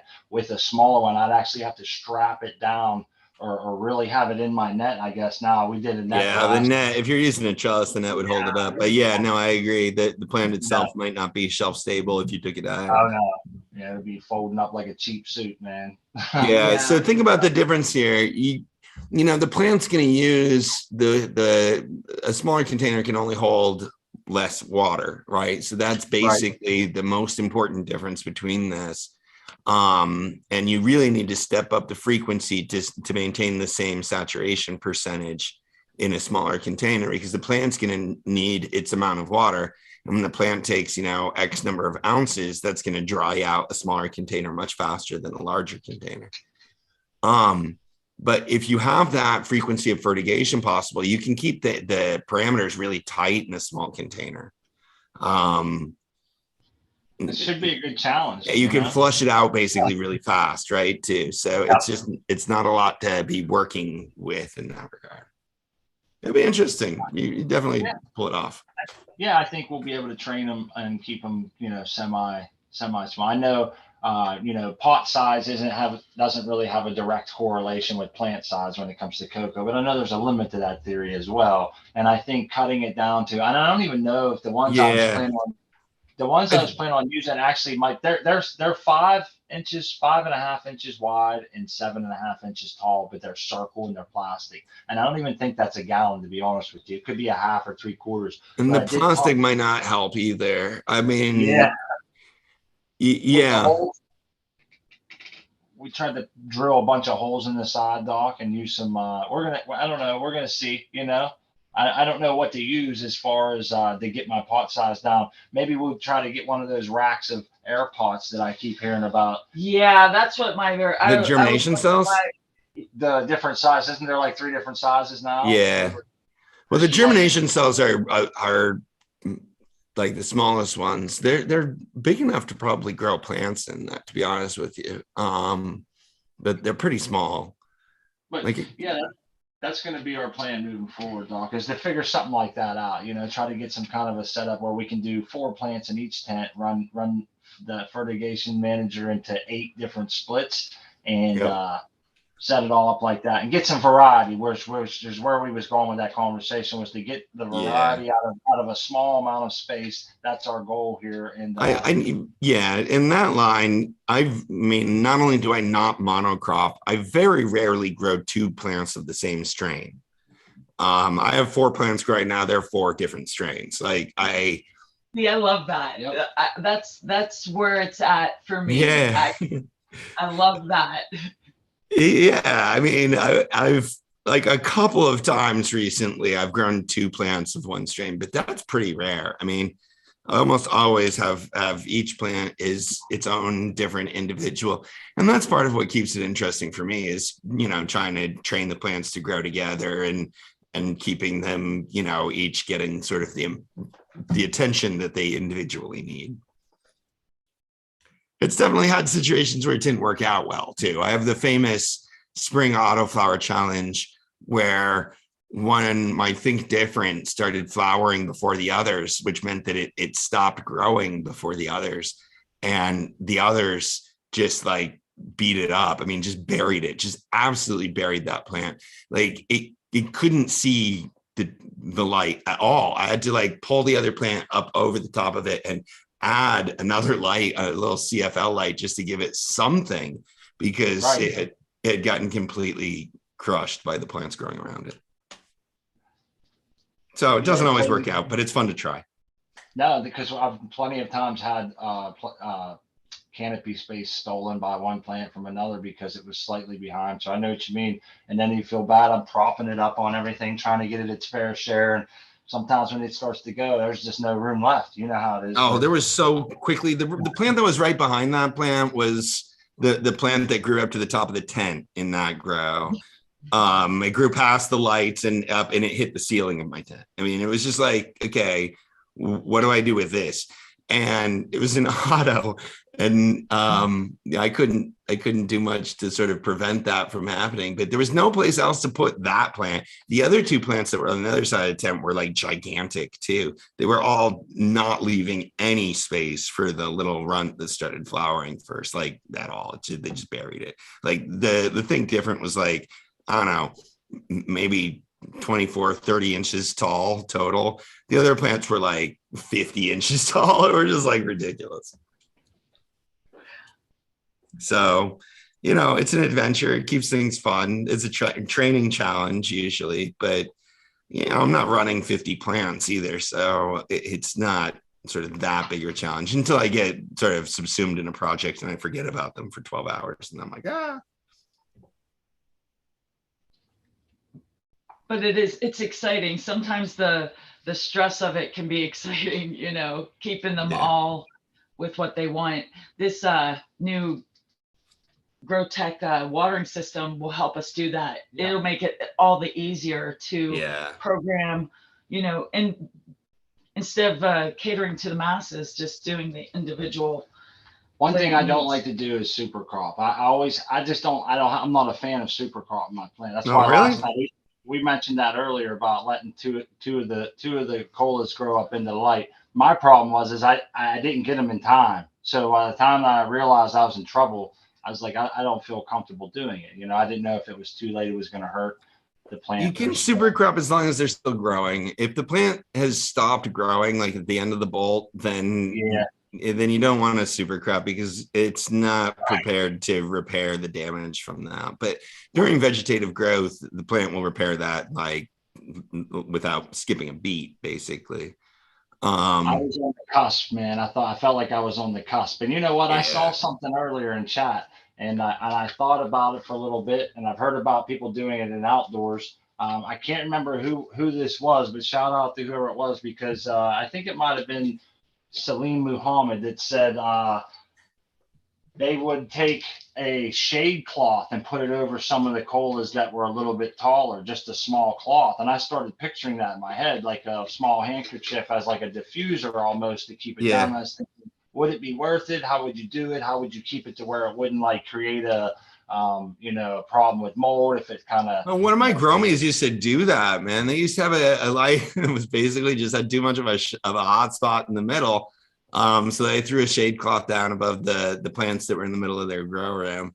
I've seen people do it outside, like especially in midday, they could run out and like pop it up right up. Yeah, it's pretty common for some sensitive plants that are under direct sun that they need some protection from that sun.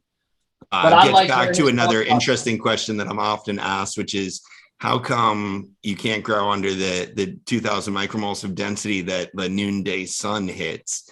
And the answer to that is if the noonday sun was on for 18 hours a day, every plant that you see would look like hell. They won't be able to tolerate that dose of light for that duration. And while almost all plants are in a state of photoprotection when the noonday sun is really blasting down on them, so they're doing things to protect themselves from getting overexposed. And it doesn't last for very long, and then it becomes sort of a more comfortable range for them to photosynthesize in. And correct me if I'm wrong here, Doc, or maybe kind of help me understand, I should say, is people that use a light mover, and I won't mention a person, but we have a really good person at Coco for Cannabis that grows great buds with a light mover, but they are overlighting their plants, but only for a short period of time. I think there's like a hot spot that moves around the tent, and right. and I feel like they're overlighting. I want to say they're just for a short period of time. So is that kind of like the high noon sun? They can handle it for a small amount of time, and then that's it. They can move on. Right, but they're not really making maximum advantage out of that light. They can handle it for a short period of time, but it's beyond their limits. And so it's sort of like, you could run up a mountain for like 10 seconds, but if I asked you to run up the mountain for 30 minutes, you'd probably struggle with that. Right. So the plants can tolerate it for a period of time, but they're being limited during those, and they're doing things to protect themselves. Gotcha. Now, most of light mover is a bit of a fallacy. It does come back to, it's not just about the maximum, though. It's also sort of about the average. So a light mover is potentially a way to get a higher average without just blasting one spot with that hot spot. But it's probably not as, it's probably tighter parameters than what they're typically used with. Right. And I think they might have been more for the old style lights than they are convenient for new LEDs. And I think that might be something that I've heard a lot, that, they kind of went out with the old lights. Yeah. Well, the old style LEDs created a hotspot that was too much. So if you wanted to use that as LEDs and you didn't want to hang them at 15 feet up in the air, you had to move it around. Yep. I mean, that's sort of an effective way of distributing the hotspot. Bar array distributes the hotspot by actually like eliminating it and moving light elsewhere.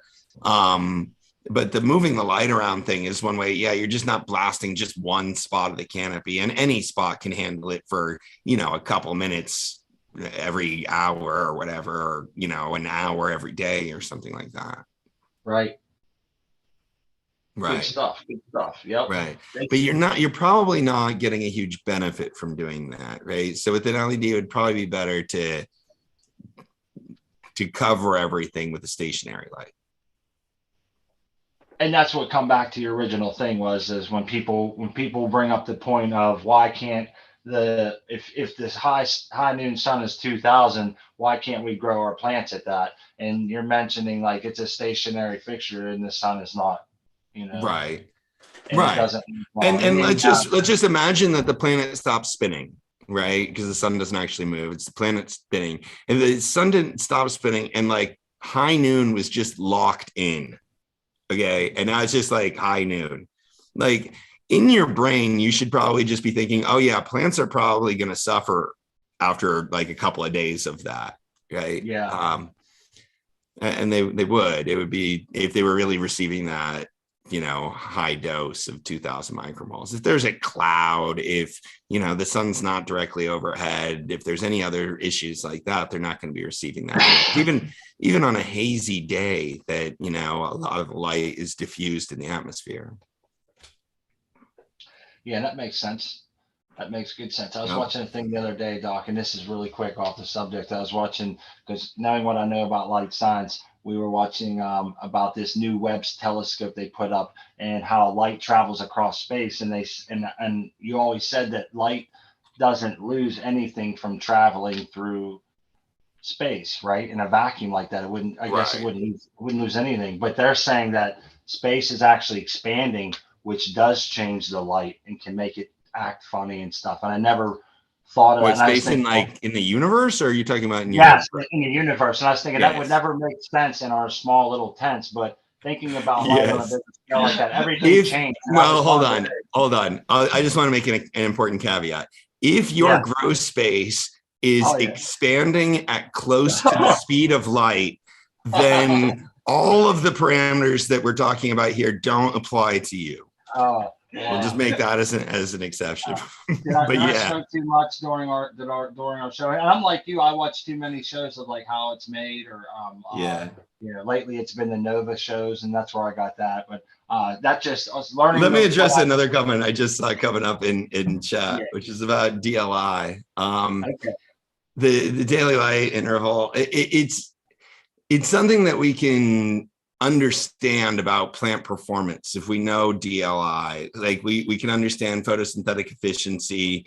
We can do other things like that. You can compare two different grows and compare them based on DLI in terms of which produced better or more yield for photon or other things like that. But DLI is not a limit for the amount of light that a plant can receive. And growers often end up treating DLI like it's a target or a limit, and it's really neither of those things. It's descriptive of the amount of light that the plant received during a 24-hour period, but there is no 24-hour limit to the amount of light that a plant can receive. Earlier, we were talking about the density limits, and those density limits in terms of how dense the light can be at any one spot are per second. PPFD is measured per second. And that's the limit. It's a per second limit. There's not a separate 24-hour limit to the amount of light that plants can process. They can essentially process that per second limit every second for the entire 24 hours. And if you thought of it that way, then you could define a DLI limit that way, but that's not what most people are doing. They're thinking like, at a certain level. I've even heard people say that when you reduce from like 18 hours a day to 12 hours a day, you should dim, or, if you're on 18 hours, you should be dimmer than if you go to 12 hours, you can raise the intensity or something. Those aren't true. The limit for photosynthesis is a per second limit. But DLI is still sort of a metric that we use to understand things in horticulture. I'm not saying that it's not entirely a thing. It's just a lot of people try to use it for something that it's not really about. One of the reasons that autos can out yield photos is because you can apply more DLI during the photo period or during the flowering period, because you can run longer lights on periods than you can with photo periods, and that can translate into an increase in yield with autos. That's related to DLI. Okay, I just wanted to toss that in there. No, that's good. I think you're right. A lot of people do bring that up, and it's hard to sometimes it's hard to remember that and to be able to parrot that back. And so it's nice. Watson's just sort of repeating this. So that's exactly what I'm saying isn't true, Watson. You should be able to run the same PPFD, whether you're running it at 12 hours or 18 hours. There should be no sort of separate factor, unless you're not able to keep like the moisture in the soil right over that extended period of time, or you're not providing enough nutrients or something else. As long as all the rest of the variables are correct, there should be no separate sort of thing that happens once every 24 hours that limits the amount of light that you can deliver to your plants. And that's good. I'm glad that they're being able to get like an explanation on that. Yeah, that's what I was hoping that we would be able to. I often feel like people have questions, and often, especially since we started doing the Partas Premier giveaways, the chat used to be a fairly effective place to ask me questions during these videos. But at least the first half of the video now is like people guessing, which is a lot of fun. And I don't want to stop doing that by any means, but it reduces the amount of time to be able to sort of get into a Q&A and talk about some of this other stuff. So this has been fun. I hope the audience has enjoyed the session, and I think we'll plan to do these again. Yeah, I had fun. And we had a great time. And yes, we appreciate you stopping by, everyone in chat. Dr. MJ Coco, we can't thank you enough. Yes. This has been fun. Thanks for the giveaways and Absolutely. congratulations. Let's give one more shout out to the people that are still watching. The people that are still watching are probably the diehard fans at this point, and that probably are already subscribed. But if anybody out there still has the option to add a subscription to the Smart Poker YouTube channel, be sure to go ahead and click that through for us. Yeah, I'll go ahead and preview what I've got coming up in terms of the grow light testing world. That'd be great. That way they can look forward to. Hopefully we can do. You some can more look forward. Yes. Yeah. Yeah. On deck, I have 2 fixtures, and I'm pretty sure the Smart 8 is going to come next from Metagrow. So we were talking a little bit about Metagrow fixtures. The Smart 8 is their newest fixture, designed for home growers, and is an incredible deal. They priced it less than their Fold 8, so I'm curious to get it and test it and see how it's going to stand up. It does look interesting. I think it had a timer right. It's got a timer in it. Yeah, I've had some reports that. Yeah, I'm not convinced about the timer yet. I'll test it out. The light is still in a box. I haven't gotten it out of the box yet. I don't want to ruin your shit. That's something I noticed when I was looking at it on their website, and I was like, "I'll check this out, man." It's So I talked to the designer at Metagrow, or the executive at Metagrow, about the timer. It doesn't have a clock, so the timer it keeps its own time. Which is sort of one of the issues. But the way it works is it's got like an 18.6 setting on it. And if you put it on that setting, turn the light on, the light will stay on for 18 hours and then go off for 6 hours. And then it'll come back on for 18 hours and then go off for 6 hours. You can't really program the timing of it other than when you flip the switch. Like, that starts the cycle. Right. And then as long as it's got its power, it will just continue on that cycle. I'm not totally convinced. I don't know. It'd be interesting to see if the growers want that. I think most of us already have timers that we plug our lights into. So we don't necessarily need the light to have its own timer like that. But it does have that. It's also got the ability to flip the spectral output, which I'm pretty sure is just turning on some additional red diodes. But I will check that out in more detail as well when I get into testing it. So that's I'm actually going to do the unboxing of that tomorrow and probably run the test on that on Friday. I have another light, though, that is coming, and it's going to sort of depend on the schedule which one goes out first, because the other light is from Atrium. I did an Atrium light last summer for one of their little lights. It seems like a pretty cool light. It's meant for 4x2 grows. It's 320 watt light meant for 4x2 grows. It's got 4 bars that run the 4-foot length of the 4x2 space. I'm going to do that, and they're launching that product. That product hasn't launched yet, so I'm going to try to coordinate my premiere for when that product launches. And after that, Vipar Spectra is getting into the LED bar game, and with a still as of unreleased, unannounced product. This might be the first announcement of it. I'm not sure. Check that out. Right here on You Heard It Here. Yeah, right here on the Smart Poker YouTube channel. Yep, you heard it first. Let them have it, Doc. Well, yeah, I'm now wondering, like, shit, was I supposed to say that? But anyways, they're going to have LED bar array fixture coming out shortly, and I'll be testing that. That's scheduled for the end of February, because that's like when the product is going to launch. So those are the sort of on deck and coming out fixtures that I've got. A couple different sizes on those Vipar Spectra bar lights too, so it'll be interesting. You say it's a 4-bar, 2x4. That one light was a 2. That's an Atrium. Yes. Yeah, that's the Atrium lighting. That one's on their website now. If you go to the Atrium website, you can find that one. A lot of people often ask me for good 4x2 lights. So yeah. And right now it's the SP3000, if I'm correct, right? Yeah, the SP3000's still a great option for 4x2 space, but Yeah, I'm curious to test this out and see how it does, compared to that and compared to some of the other 4x2 Yeah. lights. You I'm just also did a thinking about small. the next best of video. People seem to really like the best of 5x5 video that I did. So I'm thinking about doing, the easiest one to do next would be the best of 3x3. Oh, there you go. It would be better probably to do a 4x4, but for some odd twist of fate, I've done more 3x3 lights than 4x4 lights recently. So I'd have to like target 4x4 lights and try to make that a priority if I wanted to do the best 4x4.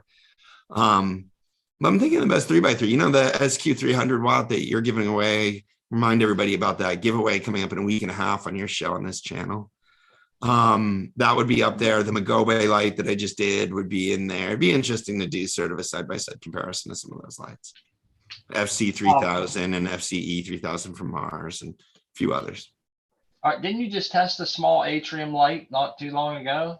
It was that was back in June. That was the Atrium Hydra 100. Yeah, remember that was the little black light with the dimmer reading on it. Yep, and that's what I was, when you said atrium, I thought it was a new one, and I have 4 bars in a 2x4. Sounds like it might be actually a good thing. I don't know. It seems like it would have. Yeah, I'm curious to see that. But anyhow, I think everybody. Hopefully, we can do some more of these, and we appreciate everybody coming by. We wanted to shout out or say congratulations to the winners again, and yeah, it was really nice to see some of it. So they won that. Darian 5 or Darian V won the giveaway during the premiere. Yes. When they get that squared away. And then who were the 2 that won the fans during this? Was it Ghost Grows? Ghost Grows and Mango. Mango's Carlos. Is that what it was? It's a good thing we have Jordan, isn't it? Yeah, you're right. I should wrote it down. I love that. Jordan is good at keeping track of these things. Yes, it was Mango something. I remember the Mango part. Yeah, Carlos Mango or something. I'm such a newbie at this, and it shows through. It was something Mango. Our greenness shows through, and I'm hoping that they get a hold of them and do that. But again, I'm sure that winners have a pretty good track record of actually sending the email and explaining to us that they won. So I'm pretty sure that they'll do that. Cool. And it's much less sketchy than, okay, send us some money to this WhatsApp address. Like, oh yeah. Yeah, you can tell people again if you want, man. Don't fall for don't fall for the scams on YouTube that are trying to give away lights that isn't me. They steal my little logo and then they spoof it to use like my little logo as their avatar. And then they create a bunch of fake accounts. I've banned, I don't know, 20, 30 of these accounts. Anyways, I just hope nobody falls for it and nobody gets victimized by them. But hopefully they haven't. We'll shout out Mars for pretty much they'll be our sponsors for this. We're gonna put after this, we want to tell everybody to use code CCFC. If you go to buy Mars, you'll get a discount, and we'll have. I think I'm gonna have to wait till the end of the video, and I'll put some links down there in the description and whatnot, and people will have that. So excellent. Yes, big shout out to Mars, and shout out to Mars for providing the extra fans as sort of the bonus giveaway during the live show. That was nice that they were willing to sort of toss us some extra prizes to make this whole thing a bigger event and more fun for everybody. So thanks to everybody that showed up. We wanted to do this as a sort of automatic redirect, but we weren't able to figure that out. There's, the first time for everything, and maybe in successive iterations, we'll get a little bit better with this. But thanks for bearing with us. Thanks for sticking out to this show. It's been fun to have a way to just talk directly to everybody doing this after show. So I've enjoyed it, and I'll look forward to doing it again. Thank you very much to Mj Coco and to Crispy Wannabe for being our wonderful and gracious hosts during this.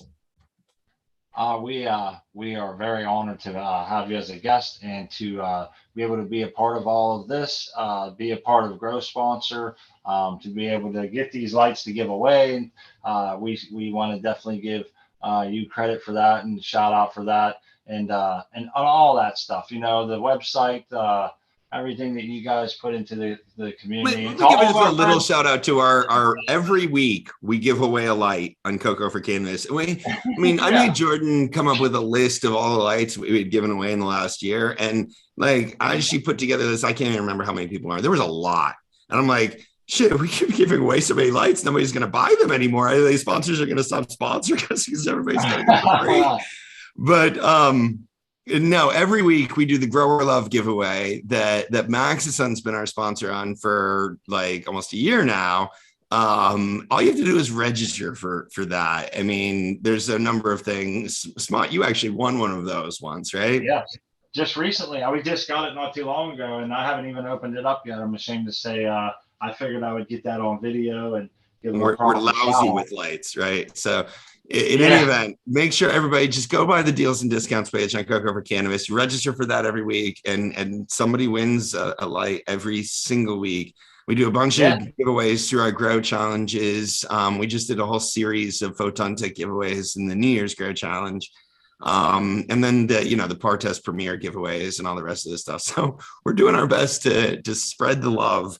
And just be aware. There's lots of opportunities to sort of register and get in these things. So check out that deals and discounts page on Coco for Cannabis. That's where you register for the Grower Love giveaway. The next drawing is on Sunday. And it takes maybe 4 minutes, and you'll have like 20 entries if you just go through and click the buttons and do the follow on Instagram. And even if you don't have a lot of social media, you can still easily get a handful of entries. And sometimes, your odds are really good. So we definitely always try to push people that way and try to spread that love around for sure. So Jordan's over there posting it in the live chat right now. So shout out to Jordan for that. And that'd be great. That's awesome, guys. Thank you again for having me. Thank you for everybody for coming to this. I hope this was fun for everybody else as much as it was for me. I'm gonna go have dinner now, but much grower love and really had a good time. So thank you to everybody for just coming here and supporting everything that we're doing. It's awesome to have this community and have you all around for all this stuff. So grower love. All right, Doc, thank you, and enjoy so your much. dinner. And I believe Crispy Wannabe and I are going to go ahead and sign out the door while he has it opened up. So if you want to, I just want to remind everybody, stop by Smart Poker's YouTube channel 1 p.m. Eastern Standard Time on February 13th, and win your have a chance to win the Photon Tech SQ 300 watt Pro. Yeah, be sure to show up for that. We'll have to make sure that we keep announcing that. Oh, there it is. I see it coming on. Yeah, we want to show that off. That's a cool light, guys. I don't know how good you guys can see nice that. And light in weight. So still in the original packaging. Still in the original packaging. And it'll come shipped stealth. It'll come wrapped all in black. We have a black bag that it came in. They did a great job of covering it up, making it stealth. And that was the first thing I ever told them. When they sent me the first light from Photon Tech, the boxes are really nice, right? Like a really nice printed product box and everything. Oh yeah. But it showed up on my front door, this giant grow light box. I was like, okay, some people are not going to like this. They're like, really? I'm like, yeah, you need to offer a discreet shipping option because this is like a billboard that I'm growing cannabis in my apartment now. Yeah, our friend Berkshire Bud in the chat is growing with that light. So I recommend people go check out his page and his journal. Yeah, his YouTube channel too. YouTube. Yep, for sure. Yeah. Check it out. Berkshire Bud, good grow me, and definitely you can see a hands-on. He's quite a good grower, so you'll see the full effects of this light. But we want to go ahead and let you go, Doc. We're going to give our shout out. Grower love, everybody. Grower love, everybody, and we'll see you here Sundays and Confused, and on the next light video. Just look for updates on Instagram and all around the way. Grower love. See you next time. Grower love.